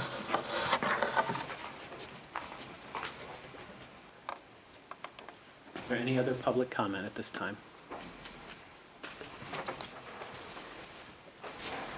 Scott English, business owner, 6668 West High Street. I would just like to echo the previous speaker's sentiments about moving the library. Ever since I've been coming here as a kid, since 1962, when it was the post office, my grandfather and I would walk to that building twice a day to get the mail. When the library came there, I thought it was awesome, and it's very convenient. It's very light on the carbon footprint. I guess everybody's going to drive to the new library. I don't know. And also, I think the process that the library and the county are going to have to go through is going to be very cumbersome. If they're using any federal money, they're going to have to go through the NEPA process. They're going to tear down buildings that are over 50 years old. They're already historic. They're part of the seminary. I just, I understand growth and change, but I think the current situation for the building is most convenient for the residents and those folks that use it in Gettysburg. Thank you. Thank you, sir. Any other public comment? Seeing none, we will move along. It takes us to current business, and our first presentation tonight will be from Mr. Whitmore and the Planning Department. Good evening. The presentation will be kind of short, I guess, but in terms of the report, there is error and omission right off the bat. We do have 4 motions for this evening. 3 of them concern institutional zoning district to allow for library use as proposed. Currently, the library use is folded into cultural center, allows quite a few other uses, so this would be an opportunity for the council to specify specifically library has its own use, and then also clarify that it is permitted in the institutional zone. Other than that, the report delves into the sign ordinance, let me pull it up real quick. Yeah, the sign ordinance, the zoning ordinance, specifically the opportunities that we've been taking with staff and members of the public to be able to engage on these ordinances. Zoning ordinance will be meeting again with the consultant later this month on the 28th as of now. The overall consensus we've been hearing from the public engagement, there's real concern with heights and there's a real concern with the Elm Street district. We've pretty much got the Elm Street issue as that it exists under control, as there really wouldn't be a removal of the Elm Street district from the zoning ordinance. It would be about 2 properties that would be affected by the change, but there won't be any functional change to the underlying land uses that are permitted for those properties. So there will be a change on a map, but not a real change in reality. With regards to the sign ordinance, we tried to have a good meeting last week. It didn't really work out that well. We'll be having some continuing meetings every 2 weeks in person in here. Big thing is trying to establish the, establishing the ability for tenants, business tenants, to be able to have signage that's appropriate for their commercial messaging needs. And then finally, the code enforcement ticketing. This is actually the 4th motion on tonight's agenda. Specifically, this will allow, as we discussed at the work session, it's a method to enable compliance a little bit quicker and a little bit less painless, more painless, I guess. It would allow for individuals to receive a ticket. As opposed to the citation. Citation, it takes quite a long time. The ticket's it's in your face, you get it, you understand what's going on. So it's our hope we'll be working with the solicitor on all of these issues and items, and then as related to the zoning, getting planning commission recommendation as well prior to public hearing. So I'm sorry, were you saying that there's an error somewhere? Is it in the report? Or well, in the report it says that there were no motions, but there are 4. Okay. All right, are there any questions for Mr. Whitmore? I have a question for Mr. Eastman. Would you please clarify the motions that are coming up that have to do with the library and that mention the library specifically? Are those motions only for the library, or is it to change the zoning for other purposes? It is to initiate the process to modify or amend the zoning ordinance, so how that governs, not specifically for the library, although I think we'd be less than candid if, this wasn't coming to the Borough Council upon a request of the Adams County Library System for you to consider an amendment to the zoning ordinance text. But this is essentially the provisions, it follows the provisions of the Pennsylvania Municipalities Planning Code to enable the Borough Council to act legislatively with reference to its ordinance, which of course impacts the entirety of the borough, but specifically to modify the text of the zoning ordinance as it relates to the institutional zone. So am I correct that this is not a vote for their plan? It is a vote that will allow them to proceed with their plan? And you're not ever going to be voting on their plan because that is actually within the jurisdiction or function of the planning commission. And it's my understanding that is ongoing and I think it had been, if I recall, it probably had been initiated sometime in the fall. So, again, but the action on your zoning ordinance is solely, I mean, you folks are the legislative body, and it is only you folks that can act to enact or to modify your ordinances, so. Okay, thank you. Any other questions for Mr. Whitmore or for Mr. Eastman? All right, would anybody care to make the first motion? I'll make a motion to accept the request of the Adams County Library System for a Gettysburg Borough zoning ordinance text amendment for the purpose of adding a library principal use as a use permitted by right in the Institutional 1 zoning district. Is there a second? Second. All right, we have a motion and a second. Is there any discussion? I would like to just discuss this as a body, and I think we are going to be looking at zoning this year, and I'm just wondering, we're taking this at the request of one organization, basically, that's the reason why we're looking at it, and so I would encourage us to actually delay on this. And I think the gentleman who spoke publicly a few minutes ago raises a lot of good points. We've talked, I know I have talked in the past about this being a pedestrian-friendly, walkable community. We want it to continue to be that way. I have some, after our last meeting, I've had a lot of reservations about just the location for this. So I'd like to slow down the process. That's my thought. I would like to comment back on that. I just don't see it as our purview. The Adams County Library System has a board of directors. If they don't feel that their building is conducive to what they want for their library, who are we to say they have to stay there? I feel like that it's good to hear from the public. I applaud the public that's willing to come and speak always. But I've also had some public come and speak against what you just said. There's been a lot of talk about, I didn't know about it. I feel like the Planning Commission has talked about this. I feel like the library issue has been talked about over the last 2 years that I've been on council, at least once or twice.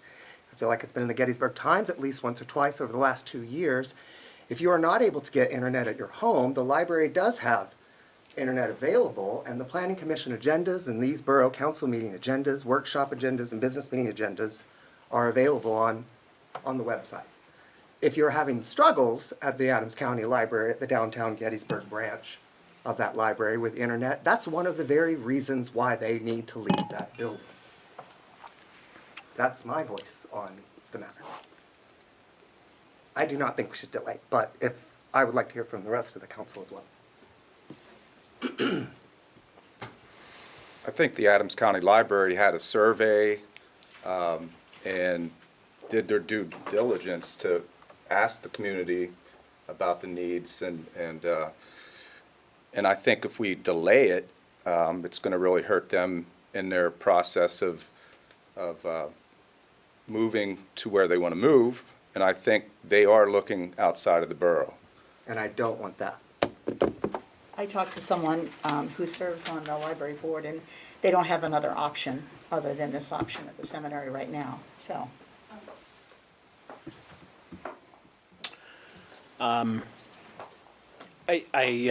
can see both sides of this argument here. We don't have the authority to say they should stay, or that, and we can say we want them to stay, but we can't compel them to stay in any one location.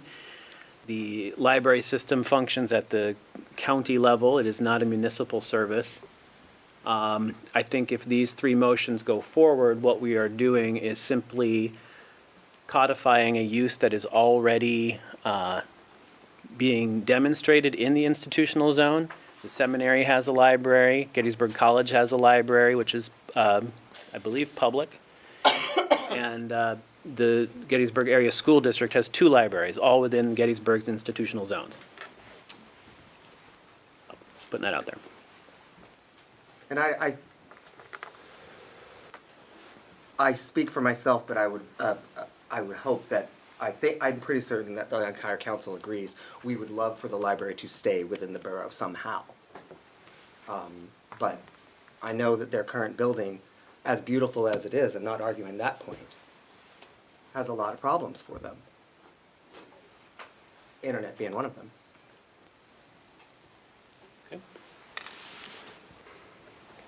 I think that, from what I've heard, the library is going to move regardless. So what this does is it allows them to move forward with that plan. If we don't enact this, it slows them down, but they're going to still continue to move forward with it. So are we in the position of just slowing down the library to make their lives harder while they're going to do this anyways? That's my thoughts. Anyone else? I agree with Chad when it comes to our ability to legislate. Excuse me, I'm kind of losing my voice, but I don't think it is in our, within our realm to legislate away someone's ability to build, to change where they are, or to move. I mean, if we're following the code, and we're, obviously, we're bound by that. I think it's our function and our duty and responsibility. And I would encourage anyone in the public who does not want to see the library move to actually attend or write to the directors, the library directors, and make your wishes known. I think that's really important to do. So. Any further discussion on this motion? All right, then let's vote, please. All those in favor of this motion, please signify by saying aye. Aye. Aye. Any opposed? Motion carries. The next motion, authorizing the drafting and preparation of the ordinance amendment. I'll make a motion to authorize the drafting and preparation of a proposed ordinance amending the text of the Gettysburg Borough zoning ordinance for the purpose of adding a library principal use as a use permitted by right in the institutional-1, INS1 zoning district. Second. We have a motion and a second. Is there any discussion? I just want to remind my colleagues that as the zoning ordinance revision committee has been meeting, there has not been any dissent on the subject of adding the library use to the institutional zone. The request we are moving forward with here is to amend the existing zoning ordinance to reflect that same intended change, to assist the library in securing their real estate transaction. Is there any discussion? All those in favor, please say aye. Aye. Aye. Any opposed? Motion carries. We have the third motion. I'll make a motion to authorize the setting of a public hearing of the Borough Council to be held on Monday, April 8th, 2024 at 6:30 p.m. and to authorize the provision of public notice of the hearing consistent with the provisions of Section 609 of the Pennsylvania Municipalities Planning Code relative to the proposed amendment to the text of the Gettysburg Borough zoning ordinance in order to add a library principal use as a permitted use by right in the institutional-1, INS-1 zoning district. Second. We have a motion and a second. Is there any discussion? This is to set the public hearing. This will be the public's opportunity to voice any opposition or support for this plan before it is enacted. All those in favor, please say aye. Aye. Any opposed? Motion carries. Then we have a motion on the code enforcement ticketing process. I'll make a motion to authorize the drafting and preparation of a proposed ordinance for the purpose of implementing a code enforcement ticketing process in an effort to streamline the enforcement of certain borough ordinances and the procedures for the payment of fines and penalties in order to limit the need for issuance of a citation and any subsequent proceedings through the court system. Is there a second? All right, we have a motion and a second. Is there any discussion? Mr. Gable or Mr. Whitmore, would you please speak to this issue a little bit for us for the benefit of the public? Yeah. So with regards to the ticketing process, currently, we have to go through a citation process. Issuing a citation takes time. There are appeals processes built into it. So let's say for instance that'll be happening in a couple months is tall grass. We all just want the grass cut. We don't necessarily want to get a citation and get the fines and get the magistrate to give a ruling. We just want the grass cut. Having a ticketing process allows the borough to, instead of only utilizing citation, to enable the additional process of providing the individual, that owner, the person that's in charge of the property, a ticket, just like any other, almost like a speeding ticket or other type of infraction, informing the individual of what is occurring, why it's illegal, why it doesn't meet ordinance, and then also providing for a much smaller basis fine to correct the issue. This isn't a money-making scheme. This is just a way for us to provide the individuals that are currently not meeting our ordinances, especially as they relate to property maintenance, a method. This encourages their cooperation a little bit more peacefully and a little bit more timely than going through the citation.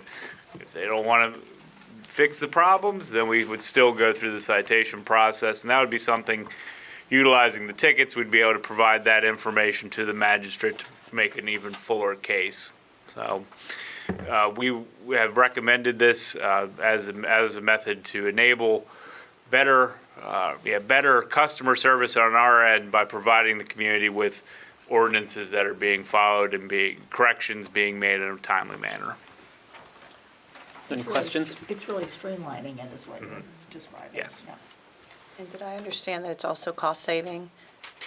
The goal would be, in a perfect world, we're not giving citations, we're not giving tickets because everyone's cutting the grass, everyone's property is perfect. But this will enable our code enforcement officer to not have to go through as many hoops, and especially when it comes to the appeals process associated with the citation. We should see results much quicker, and that should have an effect on the ability for our code enforcement officer to enforce on more properties. So there should be some cost savings. If it's going to be directly seen, that's a question, but there should be some benefit in that regard. Thank you. Well, we have enjoyed extensive cost savings at moving our code enforcement in-house as well. We used to contract that service to a third party, and by doing it internally, we have saved considerable amount of money, as well as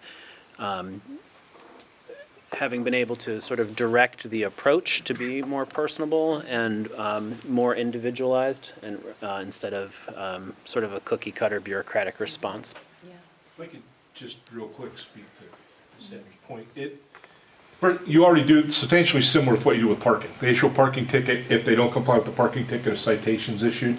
Even if the fine is the same on this ticket that the code enforcement officer would issue, if it's handled through this ticketing process, the savings is gonna fall within court costs, because every time you file something with the court, there's a substantial amount of cost. As a matter of fact, the majority of the money that they're paying is generally the cost rather than the fine. So that's where, even without a reduction in fine in the ticketing end, there's gonna be a substantial savings, because there'll be no court costs associated if it's settled through the ticketing process, just like we currently do with parking. And, if I may, and you use the example of, excuse me, and you use the example of grass, but it's also like weeds as well. Snow, tomorrow. Snow. When the autumn comes and the leaves are falling again, are the property owners responsible for sweeping up leaves? I understand, it depends on where the leaves are, but yes, generally. And sweeping them into the street is not. But that. Just like the snow. So, okay. Thank you. Neighbors have asked, so I want to make sure that I have the right answer. Any further questions? All right, all those in favor, please say aye. Aye. Any opposed? That motion carries. Thank you, Mr. Whitmore. That brings us to Ms. English. Thank you, Matt. The only item on my council vote is for Mr. Kurt Kramer as a appointee for the Gettysburg Stormwater Authority. We do not have any motions for HARB, as we didn't have any projects presented in January, so that meeting was canceled. The Act 101 for FM 12 reports, we're working on those. We should have those completed into Adams County in the next probably day or so. I'll be working on the 904 grant, which is due in September. I usually do them at the same time, kind of joint information on both of those projects. We're also getting ready to process liens for the Stormwater Authority. We have approximately 54 parcels that have not been paid, so the liens will be processed through a solicitor, and those will go out, and then I think they have 30 days to pay the lien fees, or the lien goes on there. It adds additional $300 to all the costs, so if anybody can pay their bills, they can pay them today or tomorrow, or we haven't started that process yet. I think we have, we're also working with a upcycle art project for the ARM Adams County Rescue Mission. So we want all recyclers and junk collectors to make some artwork for them. They're having an event on June 7th to auction off art to benefit the Adams County Rescue Mission. So that would be a fundraiser that we're going to do some upcycled art for. So that's all I have. Do you have any questions? Any questions for Ms. English? Not a question. Thank you for your report. I just wanted to put a pitch out there for the zoning hearing board meeting agenda tomorrow at 7 p.m. It is open to the public. Yes. Some are loving the application that's coming up, and some are not. If you have a care about it, show up tomorrow here, Tuesday, 7 p.m. for the applicant, Getty's Golf. Thanks. Okay, would anybody care to make the stormwater motion? I'll make a motion to appoint Kurt Kramer as a member of the Gettysburg Borough Stormwater Authority for a 5-year term, which will expire in January 2029. Second. We have a motion and a second. Is there any discussion? All those in favor, please say aye. Aye. Any opposed? Motion carries, and we extend our thanks to Mr. Kramer for joining the Stormwater Who is here in Authority. the audience, by the way, is in the public in the back. There he is. Thank you, Mr. Kramer. Thank you. Thank you very much. All right, that takes us to Ms. Fissel. Good evening. You all have my report. I have the comparisons there as normal. I would just like to say there's 18 reserved spaces in the parking garage right now. We have moved them all to level 1. Previously, they were all spaced out, and you'd go to pull in one and realize it was reserved. So they're all in one section now on level 1. I think that's about all that I have other than the motion there. All right, any questions for Ms. Fissel? All right, does anybody care to make that motion? I'll make a motion to authorize the preparation of a proposed resolution for the purposes of amending, modifying and confirming certain fees for parking within the borough's Racehorse Alley parking garage, and to amend, modify, and confirm certain fees for the temporary reservation of parking spaces for the parking and placement of construction vehicles and open-top refuse containers, and to accordingly amend, modify, and confirm such fees as set forth in the borough's fee resolution adopted on December 11th, 2023. Second? We have a motion and a second. Is there any discussion? Seeing none, all those in favor, please say aye. Aye. Any opposed? The motion carries. It takes us to Mr. Harbaugh, please. Mr. Harbaugh or Mr. Carbaugh? I think he's. Harbaugh. Okay. Good evening. You all should have my report. Couple highlights on my report. We did collect 713.8 cubic yards of leaves last year for recycling. And we also collected 1,106 cubic yards of brush for recycling last year.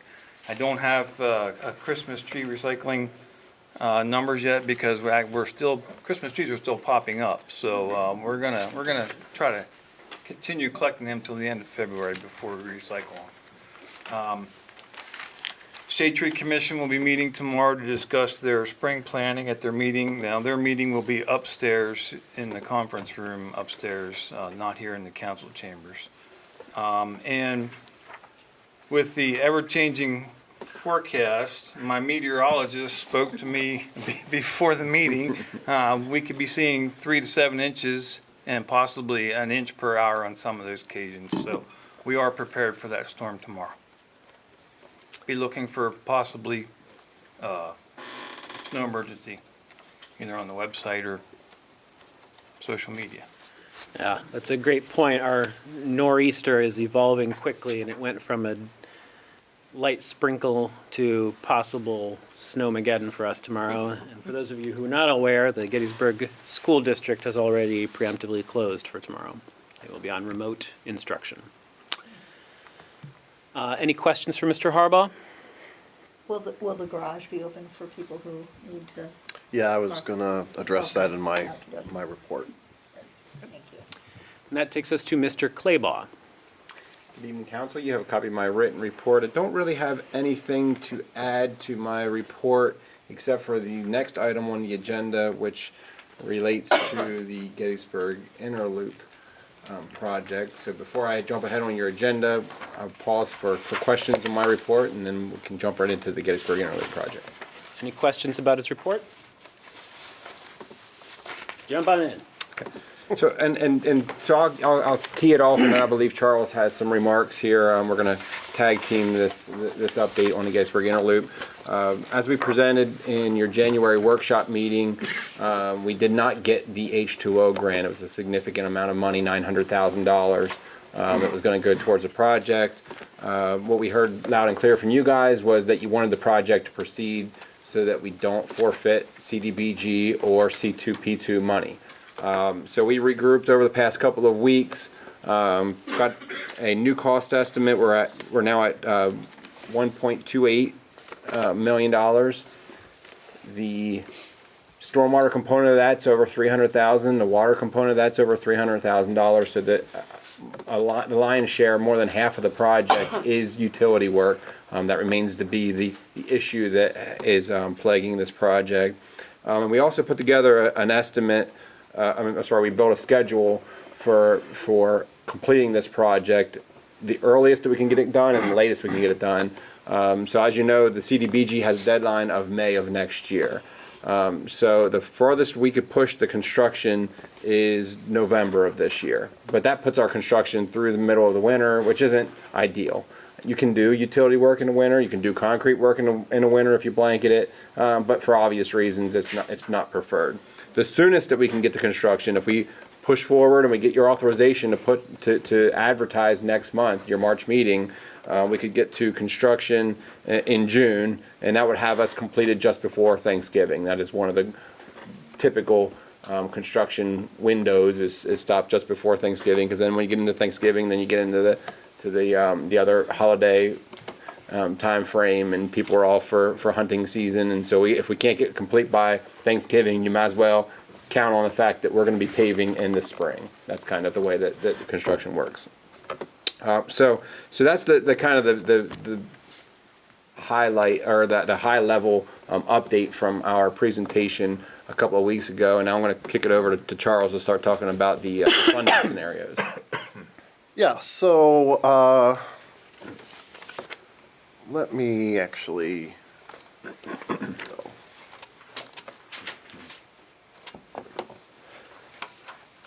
just for the public's information, council receives things every month called policy briefing summaries.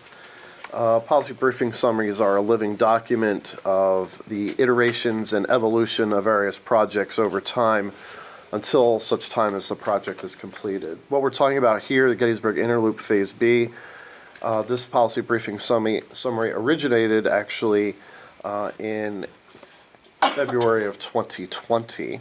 So you can know that we've been talking about this project for some time.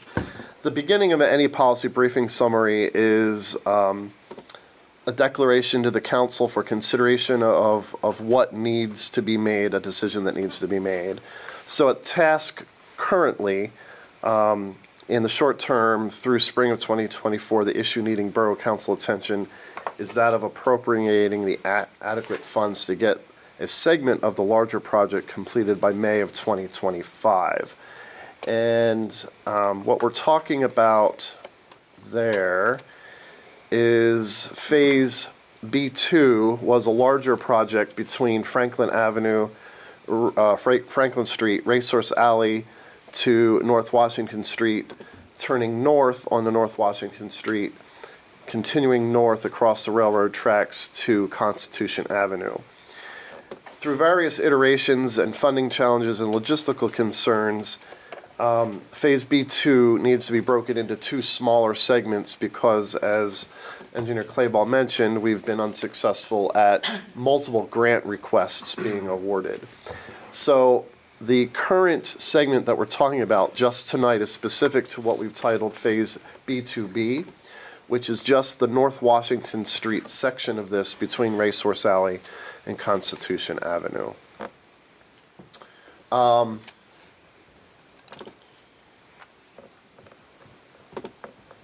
It was discussed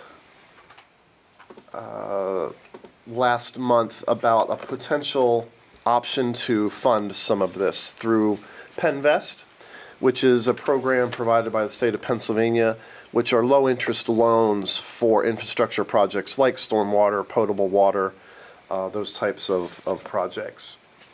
I won't go into the details of what PennVest's vision is and their philosophy and the types of things that they specifically fund. That's all easily attainable by the public by a Google search. Just type in PennVest and it'll take you right there to their website, and you can learn more than you ever wanted to know about PennVest. But for our purposes, just an overview of what PennVest provides. They provide low-interest loans in two chunks of time, 1 to 5 years or 6 to 20 years. You can see it's a very low favorable rate of 1.743% for a term of 1 to 5 years, or 2.179% for a term of 6 to 20 years. Those are the current rates. Of course, as interest rates fluctuate, these rates would fluctuate as well. The benefit to PennVest, in addition to the low interest rate, is there's no origination fees, there's no bond counsel required. So if you remember, 2016, the borough took a $4 million bond issuance. There are considerable legal costs that go along with that. That would not be the case with PennVest. There's not a minimum to borrow. If you are borrowing money for one jurisdiction, you can borrow up to $11 million. If you're doing a project that's cross-jurisdictional, you can borrow up to $20 million. The other nice thing about PennVest is if we do apply for a grant and that grant is awarded, as we all know, local grants often come with local match money. PennVest dollars can be used as local match dollars if the municipality does not have that in their reserves for those local matches. Now, the problem we're running into is Penvest loans take at least 4 months to process their applications. The challenge we have is if the borough does not make a decision to move forward in the next month or so, we're going to lose a window to secure the small amounts of grant funding that have been awarded for this project, most notably the Community Development Block Grant Program. If you remember, some time ago, the Borough Council made a policy decision to use its 2021 and 2022 CDBG appropriations for streetscape enhancements on this segment, B2B. Those funds must be used by May of 2025, or those funds are forfeited and returned to HUD in DC, which frankly is cataclysmic for future CDBG allocations for direct entitlement community moving forward. So it would behoove us to not lose those monies and find a way to move forward. The other nice thing about this, even though what I'm talking about sounds dire, and it's not the best situation to be in, to be frank, we do have good partners in that the borough works very well with obviously the Stormwater Authority, which the council implemented in 2019. We work very well with our partners over at the Municipal Authority, GMA. We work very well with other partners, HABI, who've provided a better part of $140,000 towards this $1.3 million project.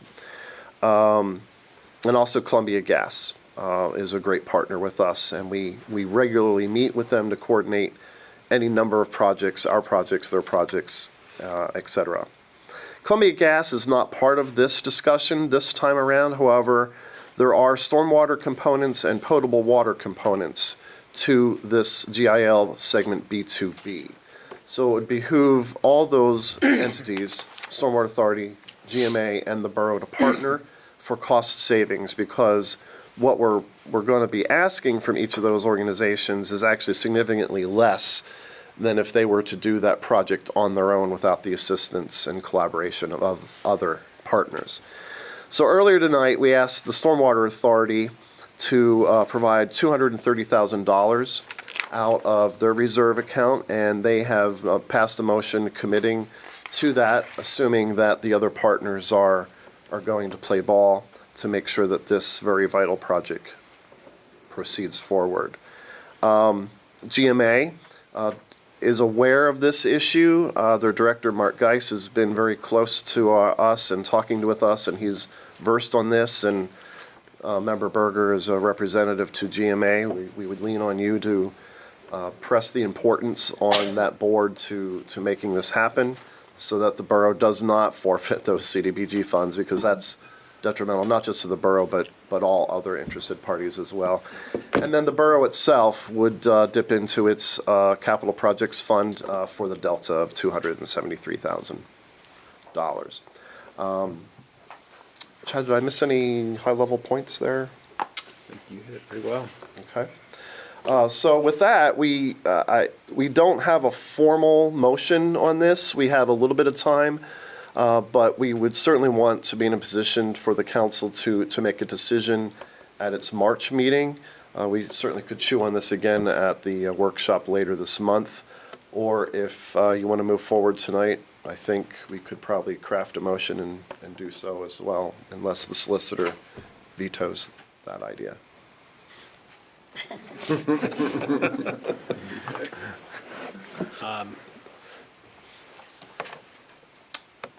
Would people want to move forward with this commitment this evening? You can just kind of nod or shake your head for me. Yeah, is GMA meeting shortly? I mean, what's their time frame? Do you know when they meet Next next week. Tuesday. Next Monday. It's a holiday. Will they meet on the holiday? No, maybe it is Tuesday. They work on a holiday. Are they working on the Yeah, I holiday? think we'll probably Okay. still have the Then meeting they'll probably Monday. meet the 19th then. Great. I just, because Mr. Bales made a very interesting point in his last discussion where we mix and match the Penn vests along with reserves, and that's off the table based on the timeline. Moving forward, that's something we could certainly consider into other projects. I want to follow up on that. Yeah, I know that when we looked at trying to get more grants, the timeline was too far out. Yeah. Is there a way, if we move forward with this, can we still apply for grants to be paid this back? Or is that off? No, grants generally are not reimbursement grants, so the short answer to that is no. But we certainly will, this gets us through this immediate kind of an emergency situation, so we can continue to apply for grants moving forward. I have a whole other graphic here I could show you of the frustration we're having with all the grants that we've applied for and haven't been awarded. But certainly moving forward, if we're going to apply for, well, raise grant, we're applying for, you know, the $11 million raise grant for the Baltimore Street project. Penvest could be an opportunity to borrow, mix and match the borrowed money for the local match and reserves too. So moving forward, Penvest is an opportunity, but we just need a little more time to put together a master plan for that type of borrowing. So would this be a resolution? Probably. Are we looking to do something this evening? Is that what? Well, it may be a motion to authorize a resolution I mean, for its March adoption. The concern, of course, is, essentially is Sunshine Act issues. The public is entitled to know what we're going to be acting on at the meeting. That has to be posted at least 24 hours prior to that, and council didn't move to amend its agenda this evening. I would think that we would, I guess we could go through some sort of agenda amendment, but I think that's usually, that's kind of things that are on a kind of an emergency basis, that sort of thing, that absolutely require you to act or operate on the fly, if you will. So those are my concerns. So could it be possible that we wait till the GMA meets and have a formal motion presented at the very next workshop meeting? Would that work? No. We can't take formal action at the workshop meeting. So if we don't authorize a resolution tonight, we would not be able to do so until our March business meeting, which still puts us at least a month out from being able to commit funds. Let me find here's the timeline. Chad, if you want to speak to that a little bit more. So, March 11th, this is your next council meeting. That's where we were looking to get authorization to advertise. That's the soonest that would allow us to get the construction done by November. As I mentioned earlier, there's about a 4-month window there where we can push it back all the way till July, knowing though that the project wouldn't be done before this winter at that point.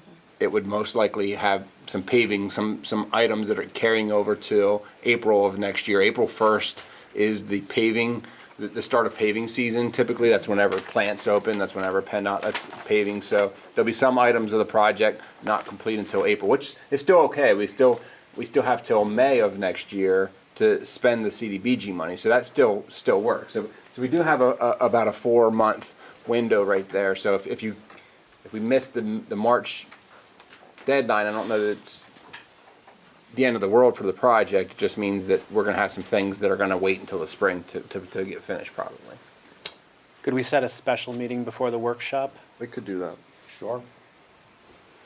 Would everybody be okay with that? Yeah. Setting a special meeting for 6:30 before the next workshop? On February 26th. To consider a resolution, or authorization to create a resolution to commit $273,500 of capital reserve funds to the Gettysburg Interloop Phase 2B2 project. Is everybody okay with that? Yeah. All right. I think if I can add one thing, so I think part of the goal is because, of course, there's a lot of different scenarios where if GMA ends up going back with a different number, or the Stormwater Authority already committed to their portion of this, there's different ways to cut the pie, so to speak. So I'm kind of hearing that there's no objection to this strategy, so we can kind of keep our numbers as they are. Please know that this is our best estimate at this time for this project. Right. This hasn't been bid yet.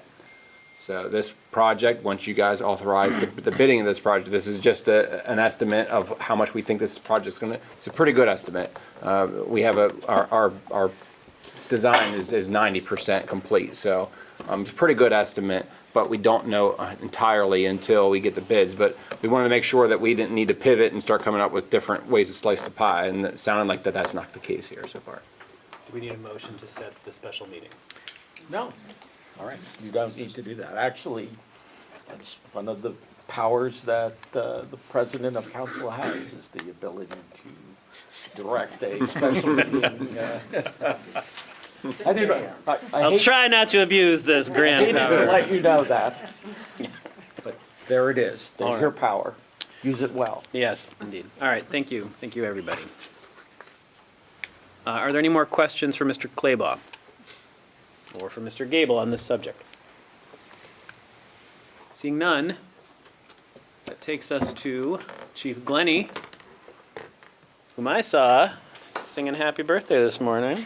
No, the chief didn't sing, the borough would probably fallen in, and I did, however, say the Pledge of Allegiance. I gotta tell you, I usually save the stuff that I do in February for the March meeting, but Lincoln's birthday is honestly one of my favorite days because Wendy Allen always calls me or sends me an email and says, hey, we're bringing all these preschool kids up to the square for Lincoln's birthday and they're gonna tour the Wills house.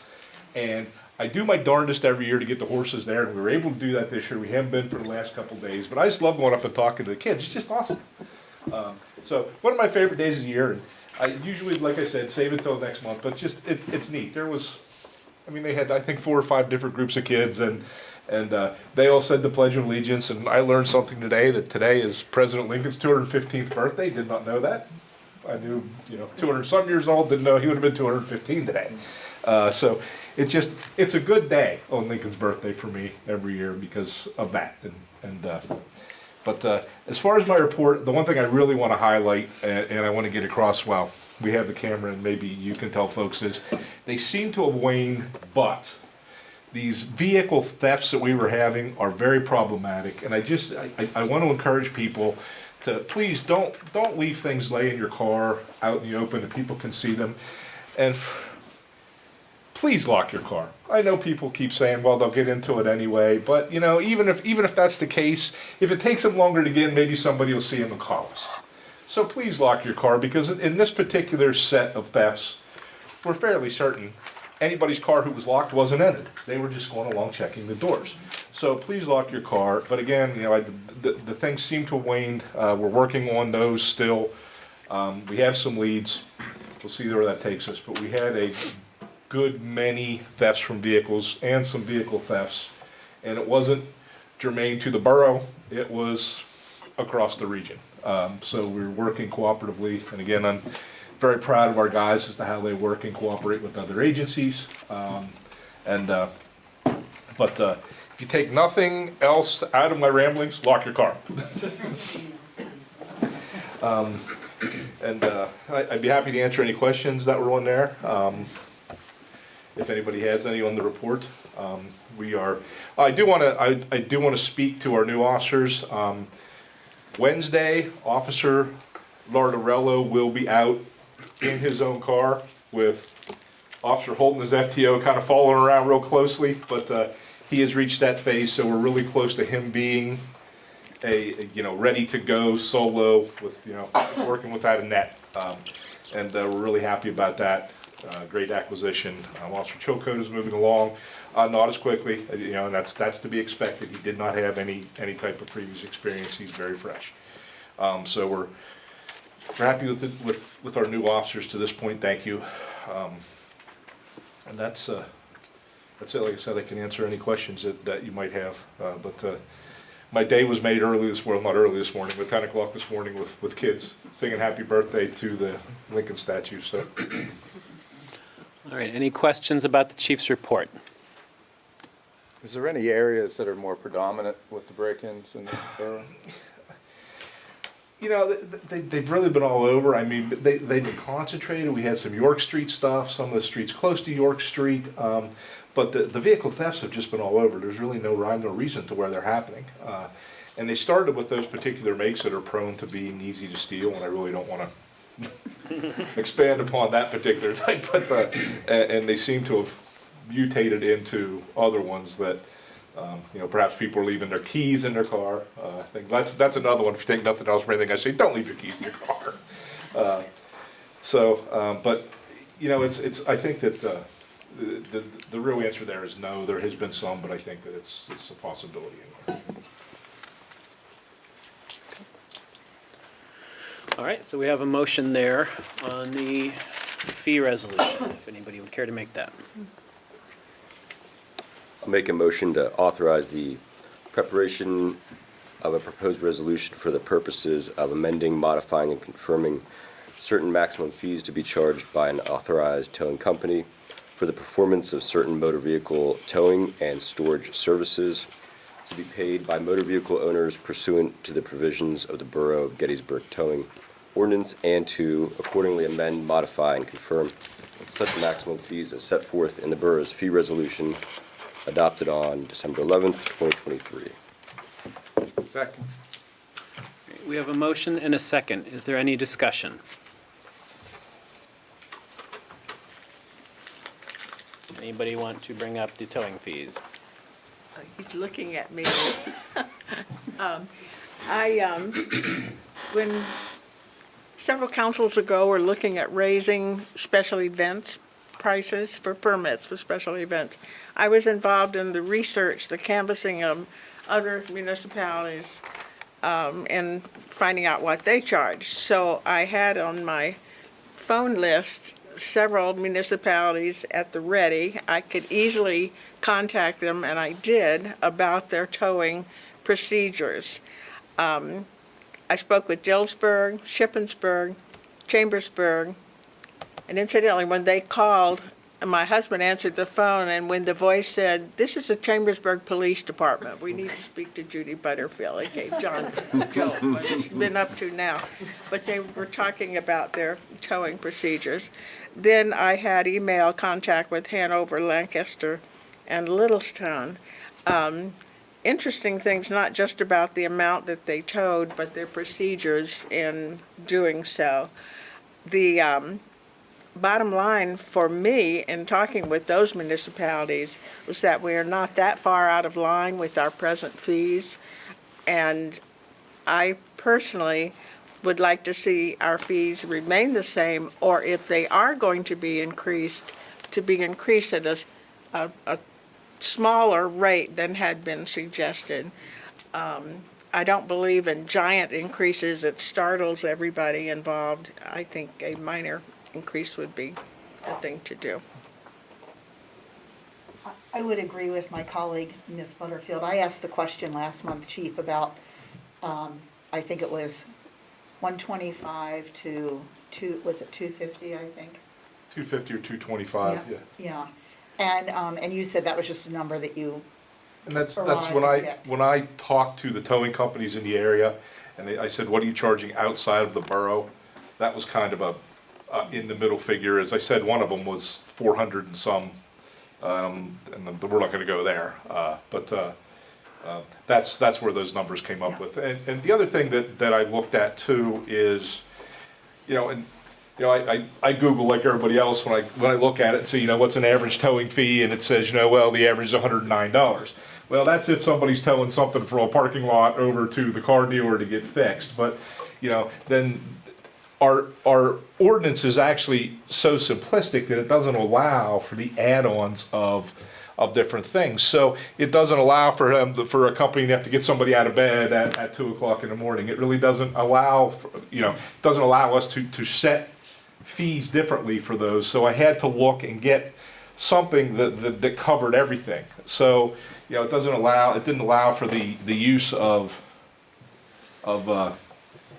dollies or winching or anything like that. And if I look and what I know about towing could fit into a thimble, I think. But if somebody's towing a front wheel drive car and it's head in towards a building, they can't just hook onto the back of that car or the tow truck and tow it. I mean, they either have to dolly it or they have to pull that car out, turn it, and get the truck in front of it, and that takes time and hours, and that has winching. So I add all those things in there. My concern, and I'm just gonna be blunt, my concern is if we don't raise these, we're not gonna get people to tow. I already have one tow company that told me point blank, we didn't renew our license this year because we can't afford to tow for the $125. I had one that says I'm not gonna tow anymore. So that leaves us with one tow company that really didn't say on the face, I'm not gonna tow anymore. And, you know, if we're having like a weather event that we have coming up, you know, I can't see us having a very easy time of getting tow trucks to come in and tow if we have to. And we don't have to tow that often for snow parking. I mean, Robbie can speak to that probably better than I can. We generally can get those folks to move, but if we do and we can't get a tow truck, then Robbie's got to deal with that. My main concern is public safety and towing of disabled vehicles on the roadway that's causing a traffic hazard. You know, if I can't get a tow company to come and remove that vehicle, we have an issue. You know, the crashes are the same way, but you know, hopefully we can say a little bit, but you know, that's where I'm coming from, and you know, there's not a lot of municipalities that are our size that even regulate this. There's not. They don't regulate it at all. I had a conversation with Robbie. We were going out to a shop, and I think you said to me, I didn't even know we regulated that. Well, I want to thank my colleague for doing the legwork and calling these 6 other municipalities. And I think I expressed this the last meeting. Generally, people that are being towed, you know, if you don't have AAA, you know, a lot of these people are down on their luck, and I just am not comfortable with those rates. So I'm not going to vote for that right now. I'd like you to go back. And I do believe that there will be towing companies that will want the business, so. That's one of us, just to be frank. But we already reduced, we had 225. Yeah. We already reduced to 175. Yeah, 175 is what's in the draft right now. Yeah, so. We're adding the drop fee, which we didn't exist before, that was added at 100. Did the others change to? Yeah, 320. I think $325 for the crash one, and it was split up before. What was the original fee? I think it was 175 before. That sounds right. How do these other municipalities do this, though? I mean, they're not much. Widely varying ways. And what they add, some of the things the chief just mentioned, the little subcharges. Some do not do subcharges, they just have the lump fee, period. Others really break it down. If there's, what'd you call it, a winch? Yeah, if they have to pull it out to do some things, you know, if they have to use their winch, if they have to use certain types of hooks. The most common thing is like a dolly, which is, and I'm sure you've seen it on all-wheel drive cars, if they're towing them with a regular tow truck, they've got to put kind of a cart under one set of wheels, because if the vehicle's in park and it's all-wheel drive, all 4 of those wheels are locked up. So there's a dolly, I think they call them a dolly, it's kind of a cart that they sit them up on. So that, you know, they break that down. Our ordinance doesn't allow for that. It says these 3 things are what we can set the fee on.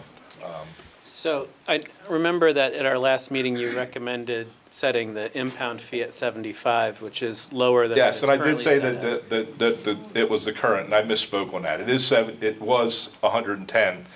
You know, frankly, I just think that's high for storage. I do believe that AAA will pay $250 for a tow. I think that's their limit, unless you use a AAA tow truck. And they have certain contracted people. But not everybody has AAA. No, they do not. I'm fortunate I have AAA, but not everyone does. I just felt like these numbers were just kind of pulled out, you know, from the air, really. I'd like to. If we weren't setting the amount tonight. You're not. And we're not. You're not setting the I just amounts read tonight. the That's what motion I want again. people to understand, what you're voting on. You're voting on authorizing the preparation of the resolution. To increase. So you would be adopting those fees at the March meeting. So if you didn't want to get into a lot, I mean, certainly you have the ability to revisit this and talk about the information and at your work session, if you wished. And then what your consensus would be ultimately how I'd prepare the resolution with regards to the fees. And then we would be able, it would be on the agenda, we'd have the amounts, public would know what those are, and you could take formal action at the March meeting. But I do want you to understand that you're just authorizing the vehicle, which is the resolution, to proceed ahead. And in the meantime, I can write up these figures from these various communities and get them to everyone before our next That would be great. discussion, and how they break down each one. I also have a question. How many tow companies are in the current rotation agreement? 3. Okay, Well, technically, as of right now, 2, okay, because 1 has dropped out. right, you said. Now, is it possible to get towing companies from outside of the state if they're licensed and can provide? If they're in Tawnytown, for example, because I have a list of 3 in Tawnytown and 3 in Hanover. They have to have a yard, and I don't have the ordinance in front of me, a secure holding facility within so many miles of the borough. And I know Hanover is outside of that, and I'm fairly certain Tawnytown is outside of that. And that's because of the ordinance. That's because of the ordinance. Okay, any further discussion? All right. All those in favor of authorizing this resolution, please say aye. Aye. Any opposed? All right, the motion carries. Thank you, Chief. It takes us to the office of the manager/treasurer and secretary. Ms. Sull. Okay, you have my report in your packet, and I'll just give you an update. In my report last month, I noted that one of our public works laborers been out sick. He continues to be out sick, so Robbie is down a person right now for a while. It's indefinite when he'll be able to return. The other thing, shout out to Bill Orr. This is his 20-year anniversary this month as a police officer. Right on. That's great. Right on. That's all I have. And I saw him on a horse today. You did. That's how we celebrate the 20th anniversary. Everybody tours around town on a horse. All right, Mr. Gable. Let me start with a brief weather update. This has been an exciting weather day for those that follow snowstorms. Model guidance has dramatically shifted in the last 24 hours. This is a quite exciting phenomenon. There's a lot more convective activity with this storm coming than models had predicted before. And as the day progressed, the forecasts, what we call in the meteorological business, the lollipop, has been moving south. So south central Pennsylvania, just about the North Turnpike east over to Stroudsburg area, east in Allentown, looks to be in the sweet spot, the lollipop for the storm, which means our forecast has changed here. The reason I'm mentioning this now is we have not really had an opportunity today to issue those advance warnings. Earlier, President Moon mentioned the school district has closed for tomorrow already. We're not ready to call a snow emergency. Just know that once 2 inches of snow accumulates on streets, the snow emergency will be put into place. And it's good to know that now before everyone goes to bed. So whenever a snow emergency is declared for the borough, of course, parking in the Racehorse Alley Garage is suspended until the snow emergency is lifted. And it's been the practice that the snow emergency for the borough will last a 24-hour period after precipitation ceases. So right now, the forecast for the heaviest thumping snow of 1 to 2 inches an hour is about in the window of 5 a.m. to 8 a.m., just right before the morning commute, which is probably why the school district called that tonight. So if you're watching us on TV, might be a good time right now to go move your car to the garage so you don't have to get up in the morning and do it then. Certainly the snow emergency routes will be posted on the website again for everyone's review.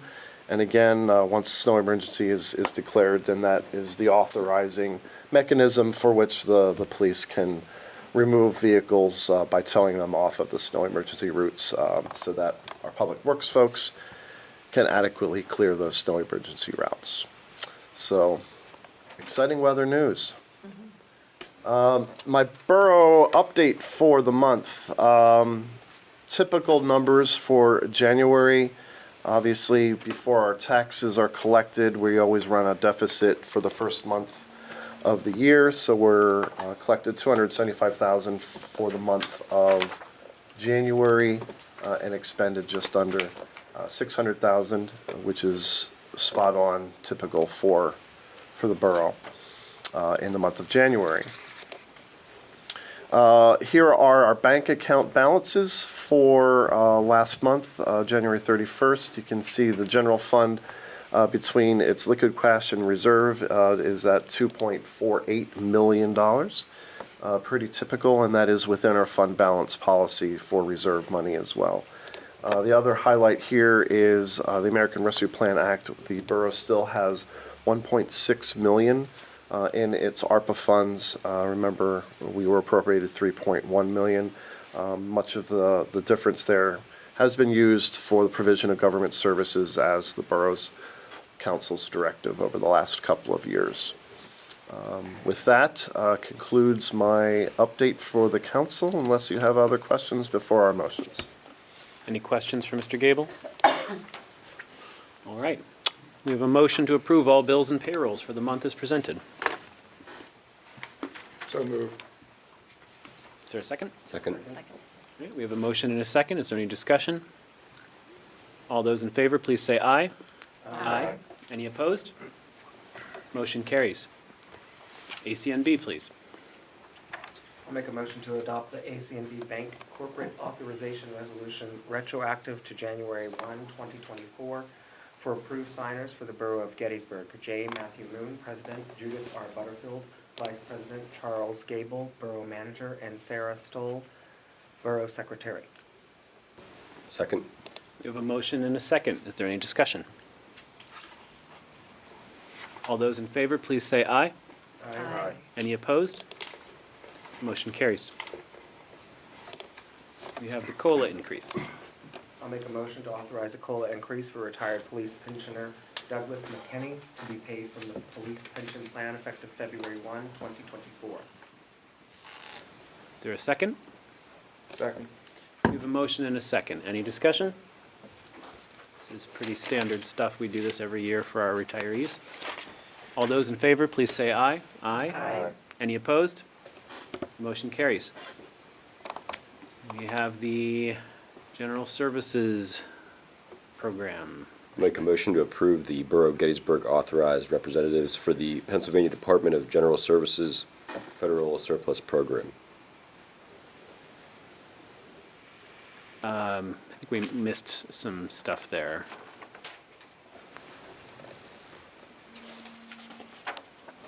Do you have the full text? Yeah, here you go, Peter. Mine's different. Make a motion to authorize the completion and submission of an application for eligibility to the Pennsylvania Department of General Services for its federal surplus property program on behalf of the Borough of Gettysburg, and to designate the borough's authorized representatives to sign for the release of property on behalf of the borough. Second. We have a motion and a second. Mr. Gable, could you explain this to us, please? Can you call the gallery to order, please? Pardon me, ladies. Excuse me, folks. We need you to control your conversation, please. Mr. Gable? Yeah. Go ahead. Okay. The federal surplus program with the Pennsylvania Department of General Services, the borough has been involved in that for many, many years. And as what that is, the different departments are able to go to their surplus building in Harrisburg and purchase at very minimal cost items they may need. The police department has used it. We've used it for administration, for things, for file cabinets or office supplies and cleaning supplies, and Public Works uses it probably the most, but that is what the program's all about, to allow those people to be able to go over and do that. Thank you. Are there any questions? All those in favor, please say aye. Aye. Any opposed? Motion carries. A motion to approve the Gettysburg Fire Department active volunteer eligibility list as submitted by the Chief of the Fire Department for the Gettysburg Borough Volunteer Tax Credit Program and to authorize the issuance of the 2023 tax credit certificates accordingly. So moved. Oh, yeah, sorry. Second. That's okay. We have a motion and a second. Is there any discussion? All right, for the benefit of the public, last year, council decided to take advantage of a state program that allows us to offer tax incentives to those who serve on the volunteer fire department. They must log a minimum number of calls, and that is administered and tabulated by the fire department. And so any volunteer firefighter who meets the minimum and resides in the borough is afforded a property tax discount. Any questions? All those in favor, please say aye. Aye. Any opposed? The motion carries. It takes us to liaison reports for the evening. Ms. Sellers.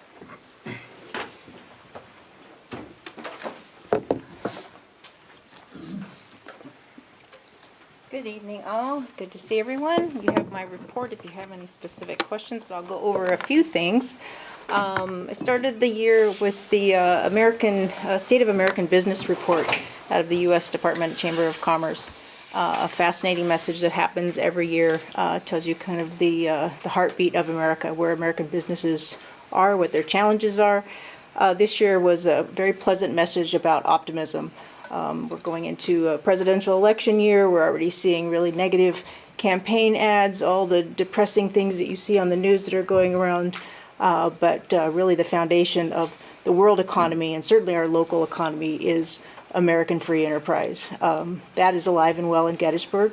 We have a pretty robust downtown. We're seeing new businesses open. We're seeing expanding of existing businesses. A new building project that opened up this weekend with new bus tours out of Baltimore Pike. So really was very excited to see that message. So if you have a chance to check that out, a really fascinating message. A big investment that you've heard me talk about before is the facade improvement program that continues. We will be able to make a couple of more awards. So if you have a program for a sign or other paint project or other facade, street-facing facade project, I do have some other funds available out of that DCED monies. So please contact me, business owners, and I will help you with those. I hope you've seen the updates around downtown from that particular program. So, Gettysburg Welcome Center, we've continued on this. We've been talking about it for several years, obviously, but it continues to kind of pick up speed in different places. We are currently being considered for state funding for that construction as well as federal funding. It's a long game, so we continue to wait for announcements on those, and I'm also pursuing local monies. So, as Manager Gable mentioned, local grants of every kind usually have a match component. Main Street Gettysburg works very hard to be a big solution for that match component. Local grants, we apply for those repeatedly so that we have a reserve account. So when it's time for public funds to be awarded, that we can meet that local grant match without reaching entirely into public funds. We can bring a lot of that private commitment to the table, and we are doing that with the Gettysburg Welcome Center. Baltimore Street revitalization was mentioned earlier, so that fourth round of that application is due at the end of this month. We have secured 23 letters of support. If there's businesses out there that would like to write a letter in support of that, I will certainly give you the directions to do so, directed to the U.S. Department of Transportation, so that those would be due preferably this week, but we could take them into next week as we get that major grant application written. It's the first one was about 188 pages, so this is not a small undertaking. It's a very complicated project, but it's ultimately $14 million worth of revitalization that would happen from the cemetery to Lincoln Square. So we continue to push that forward. Other investment that's happened. So I finally have some numbers from the Christmas Festival, and I'm really excited to share these.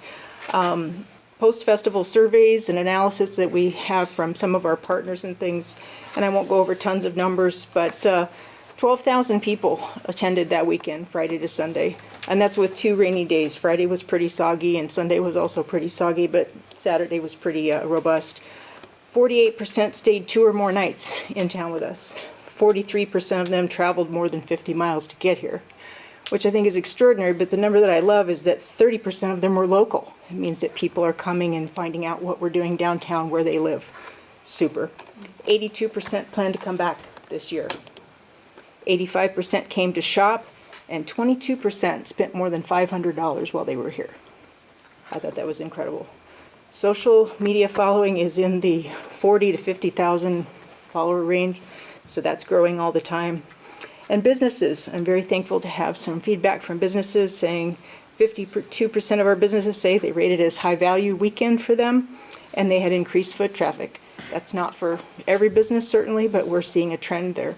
I'm also very excited to report that I'm having businesses call and say, how can I get involved now? How can I be part of this? We have ideas.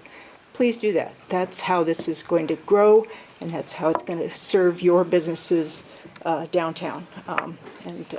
We will continue to do that. And then last thing, this Saturday, we will be doing Gettysburg Loves Love on Saturday. So February 17th, we have 90 couples registered, Chief. So if you're registered or not, downtown this Saturday afternoon from 2 to 4, but the ceremony's at 3 o'clock. The mayor will be renewing the vows of those 90 couples and whatever other onlookers. But, you know, as exciting as that part of it is and as romantic as it is following Valentine's Day this week, it's really just another tremendous opportunity that we're bringing people into town. And we have a ton of businesses that are supporting this event and really turning out to make this another reason for people to come to Gettysburg, certainly in the off-season. And it's giving us another boost at this time of year. So that's what I have, unless you have questions. Okay. All right. Yes, sir. Just a question, I know that's going to be on the steps of the Gettysburg Hotel. Yes, sir. At 1 Lincoln Square. Correct. Is the square shut down at all? The square is not shut down. Will it be all over the quad at 1 Lincoln? It'll be all over the quad at 1 Lincoln. Much like the Tuba Fest.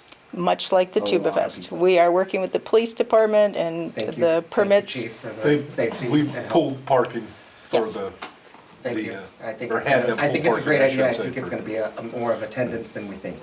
It's already, it's already bigger than what we anticipated. So we're hopefully going to make different provisions maybe for next year. Hopefully, if this turns into an annual event. And I'll give a big shout out to community media, Destination Gettysburg, and of course the mayor for helping us pull this all together. Another great opportunity. Great. All And right. again, thank you, Chief, for making sure we've got Thanks. some safety out there. Well, I don't think I've been to a meeting lately with the mayor that she hasn't plugged Gettysburg Loves Love in the square. So it's, Love is in the square. her love is in the square. All right. All right, that takes us to Gara. The rec park, winter months are typically when repairs and maintenance occur, so there's not a whole lot to report, but I did want to report that they were granted a green space grant, which will pay for costs associated with repairs to the playgrounds, and of course, an additional grant from the Borough of Gettysburg as well to be used for capital improvements at the rec park. Okay. That's all I have. Gettysburg Municipal Authority, Mr. Berger. I was not able to make last month's meeting, but I know that they took a tour of the office building, which I'm going to be able to do, I think, before the next meeting, which is next Monday, and I'll definitely be there for that. Cool. Do you know when you're doing that? Probably 5. What day? You want to check it out? Maybe. All right. Next Monday, you're saying? Mhm. Yeah, let me know. All right. All right. The bid. Mrs. Butterfield. The bid members seem to be excited about the premise of a new miniature golf course at the former Hardee's lot there on Steinware. And I've heard several people say that when young children come to Gettysburg, and say, what will I be doing? We all say, you'll be looking at buildings with your parents. Well, now we'll be able to say, you can play miniature golf. That plan will be before the zoning hearing board this week. So far, those preparing for that meeting have not heard anyone speaking against the plan, so that may be somebody that's well received. All right, thank you. The Boroughs Association, Madam Mayor. Thank you. The next meeting is Monday, the 19th, and Representative Warren Ecker will be there. Also, there's a new president of the organization. It's Anina Tipler, who's the mayor of York Springs. Okay. The COG, Mrs. Butterfield. Yes, there are two interesting subcommittees that COG is addressing, very progressive issues. One is a broadband committee. Apparently, there are many children in Adams County who do not have access to internet. And more the schools are turning in their curricula to internet issues. And it puts these children at a real disadvantage. Their parents are taken to hauling them to public libraries to access Wi-Fi. So COG is looking into how to expand that so that it is offered to more children throughout the county.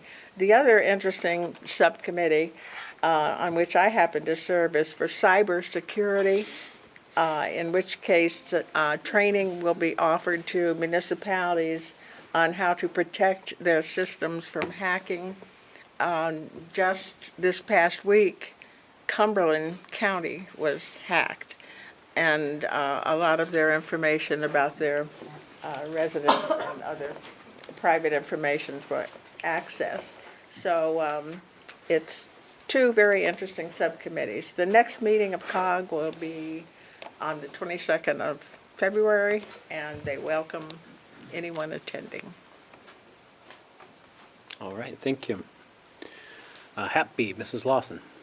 Happy met last week, and two things. One is they're broadening the membership of Happy, and they are adding a member from Littlestown because they're doing a lot in terms of trails, which is great.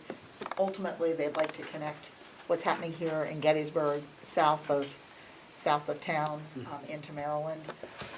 And in that same vein, some members of Happy are meeting with private property owners east of town to connect the trail. When you're talking about building bicycle or walking trails, it's usually piecemeal. It's even what we were doing here on Washington Street.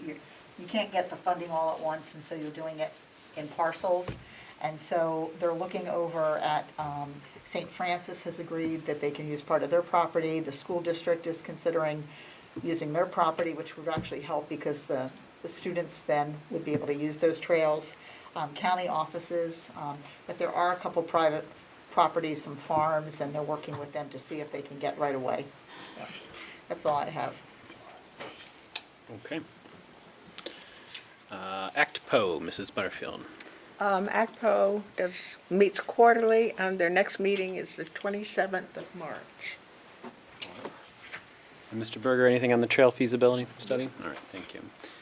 I did not see a recycling report. Is there anything you'd like to share about that, Mrs. Butterfield? Yes, indeed. The recycling committee met in this room on the 30th of January.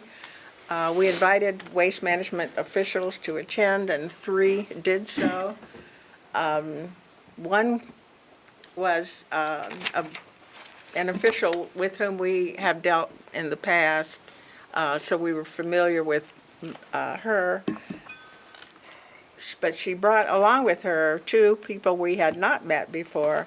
One is the new contract.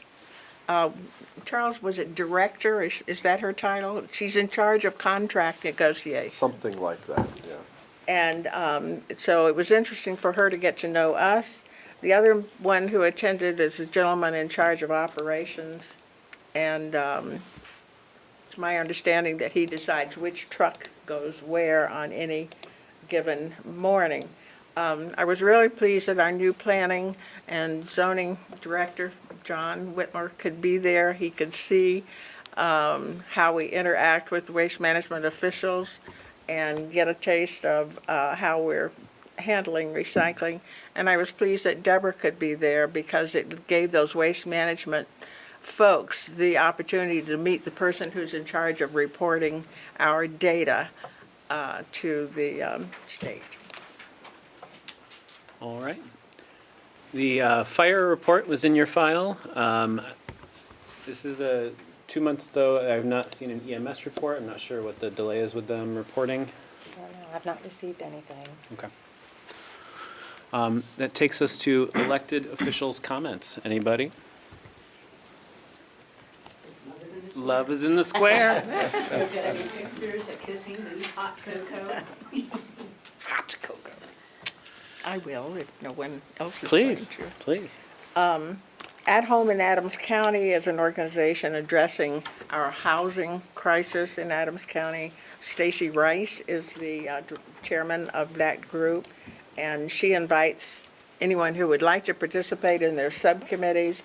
Samples of the committees are Housing Working Group, which will meet on March 12th, and 2 other committees that are due to be scheduled will be the Transportation Committee and the Coalition work.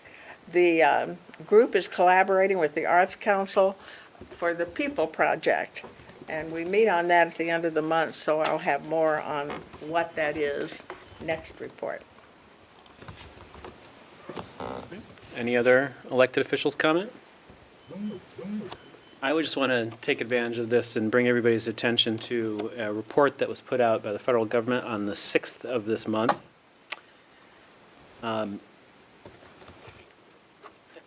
This sort of speaks to a lot of the success we've had over the last 2 years.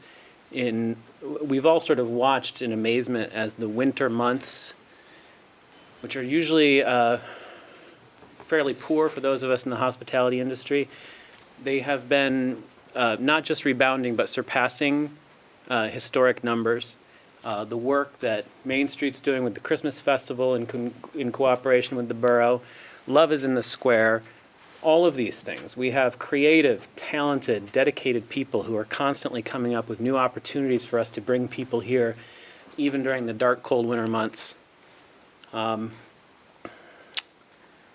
Gettysburg, according to a U.S. Bureau of Labor Statistics report released on the 6th, has the lowest unemployment rate in all of Pennsylvania at 2.2%. I just really want to highlight to everybody how amazing that is.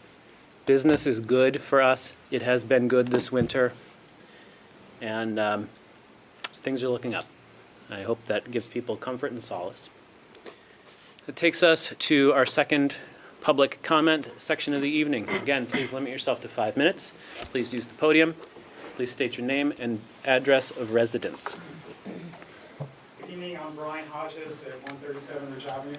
So I want to talk about something totally different tonight than anybody's talked about, and that would be the borough website and its advertisement and promotion of a continual protest that's been going on in Lincoln Square. Yesterday, I checked the borough website, Gettysburg website, to look at tonight's Borough Council meeting agenda, which is always listed. And on the top right-hand side of the borough website homepage is a section called Calendar of Upcoming Events. And listed on those events are tonight's meeting, Love is Love, right? The planning meeting, Shade Tree Commission meeting, the GBSWA meeting. But also listed at the very top was a protest yesterday in Lincoln Square titled Peaceful Protest Against Genocide in Gaza. I know these protests have been going on for weeks, months maybe, and they do have the correct permits. Karen gives out those permits, I believe, and are reoccurring every Sunday, at least through the rest of February, which is listed on the borough website.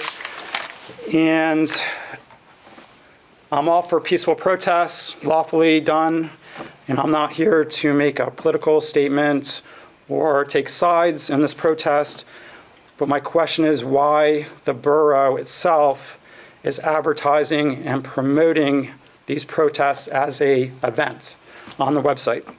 Is this something new? Is this something the borough has always done? For instance, if I was to get a permit to do a Black Lives Matter protest or rally, Blue Lives Matter, pro-choice, pro-abortion, would that be advertised on the borough website as a special event, recurring? In my opinion, that's really not a great idea for the borough to be doing.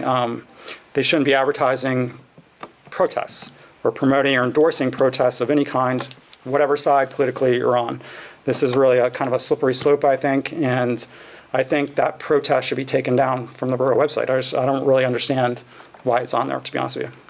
And it's not an event, it's a protest. So, thank you. If I just may address Yeah, that, please. because I expected that to be a concern to answer your question. Any permitted event, regardless of the content, is always on the website. So there have been fundraising bike races, for example, that have come through town that have had special event permits. In this case, this organization has the proper permits from the borough. And so, just like you said, if you want to do a Blue Lives Matter special event, that too would be posted on the website. Doesn't mean this body is endorsing that, it's just saying that they have the proper permits for the borough. Interesting. Can I just add to that too? I think it's just in terms of transparency, I think it's important. That way, people want to know what's going on and why this group, whatever group it is. And I didn't check the website. I wasn't even aware of the protest yesterday. But I think just for transparency, I think that's a good thing. Yeah, I can see how it would look like an endorsed event if it shows up. It's interesting. What if it were labeled permits? It is. It is labeled? It is. If you call it up, you'll see the special event permit number listed under the tagline. Yeah. Yeah. Okay. Any other public comment? Yes, please.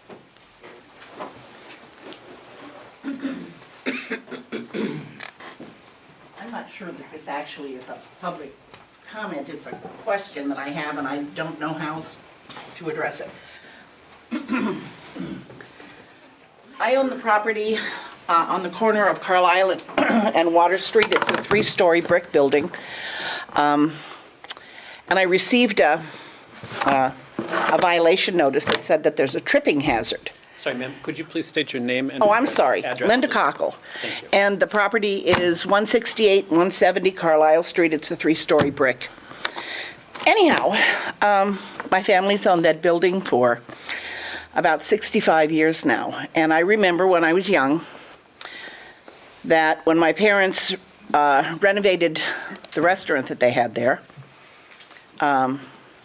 shortly after they had finished with their renovation, the borough paved the Tiber, and they then chopped up a piece of the sidewalk over the bridge that would over the Tiber. And there's been a tripping hazard for the last 60 years. I went with my father, I don't know, in the 1960s to address that issue, and my son had the Ugly Mug Cafe there, and he appealed to the town. But I'm being told that I need to fix the tripping hazard, which I didn't create, neither did my family. I mean, it was, so I'm not sure how to address it. I went to code enforcement, and I think that he was, you know, he can only tell me what he's been asked to do. So that's not the place to go. So I'm here for some guidance. What do I do? I don't want to replace my sidewalk. I'm 75 and I'm finished working. I would not like to gut the little bit of money I have left, so I'm not real sure what to do here.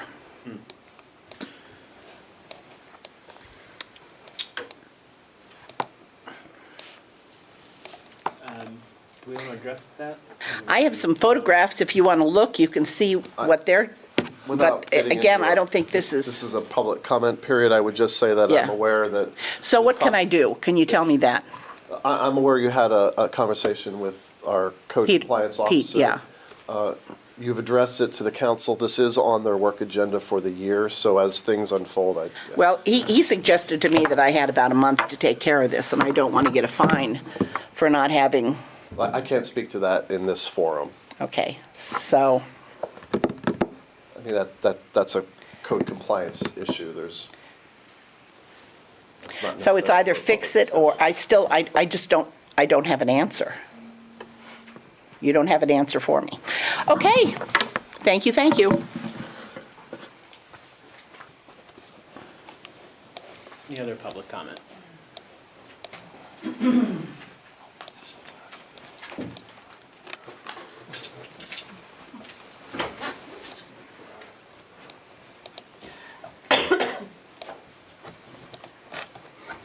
Sometimes the knees work, sometimes they don't. I'm Sue Sipperly. I live at 314 North Stratton, and I have two items. First, I believe it would be beneficial to broadcast the Planning Commission meetings. It's currently the main way for citizens to get the latest version of the rezoning effort and be able to discuss it. Their meetings are a little more informal. It would create a useful record for future reference and help the planning director in providing minutes.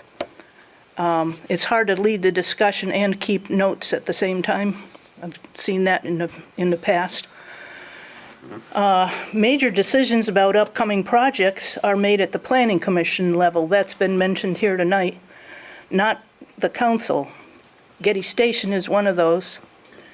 And also the press could view the video if they can't make the meeting. And then the second thing, sometimes it's hard to hear council in this room. And if possible, it'd be nice to get microphones. These microphones are for community media. They're for the, and even people at home sometimes have told me it's blurry. So maybe some kind of microphone system for council in this lectern would be helpful.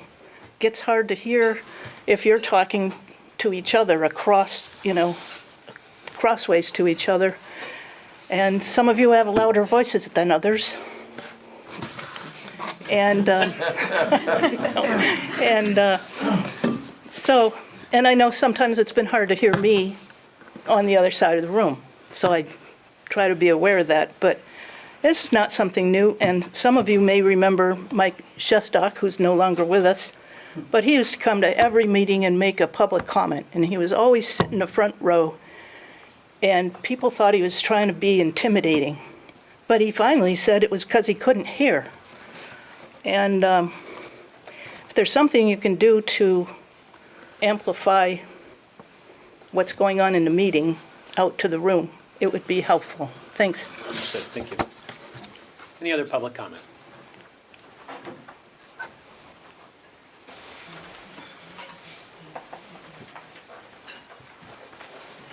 I'll try and make this brief. Good evening, Martin Jolin, 612 Long Lane. I wanted to briefly talk about broken sidewalks and trees. It is quite a dilemma. It's made more complicated by the public space, private ownership conundrum, especially given the sidewalks. So I've served on planning for 8 years and 4 years on Shade Tree Commission. And my favorite part of both of them is Chapter 22 of Saldo. I imagine none of you have a favorite part of our ordinances, but I do. It deals with landscaping, and having gone to school for landscape architecture at Penn State, the purpose statement of the ordinance is just extraordinary. I would like you to look at it for yourselves. And I'd also note that sidewalks do not have a purpose statement. It's rather short. And unfortunately, that purpose statement, I suppose a lot of people probably wouldn't share, those foundational beliefs I have. And perhaps that's because of the private property, public space dilemma. I came across a real example of this at 38 East Stevens. It's become a bit of an obsession of mine over the past couple months. How do we preserve the trees and fix the sidewalk? That's heaved some 4 inches. If you do a cost-benefit analysis, it would cost shade tree $4,000 to remove the trees. And then you have the additional cost for the homeowner to repair the sidewalk. So you can see there is, one way or another, we're paying for the removal of the trees if we go down that route. Preserving it, if possible, requires some careful planning. I've spoken to Lance King of State College. He is their arborist. Some municipalities do have their own arborist to deal with sidewalk and tree issues. And he's given me some helpful information. I've passed that along to our planning director. And frankly, I think we need some careful planning, and I fear it's going to be a long slog. I believe the undue burden of sidewalk repair when it comes to street trees requires some financial assistance. Either we can cut them down, which requires taxpayer money, or we can assist the homeowner in preservation, which benefits us all. If anyone is interested in developing, discussing some ways to address the sidewalk tree problems, please talk to me. Thank you. Thank you, sir. Any other public comment? Seeing none, we will adjourn to executive session. Thank you, everybody.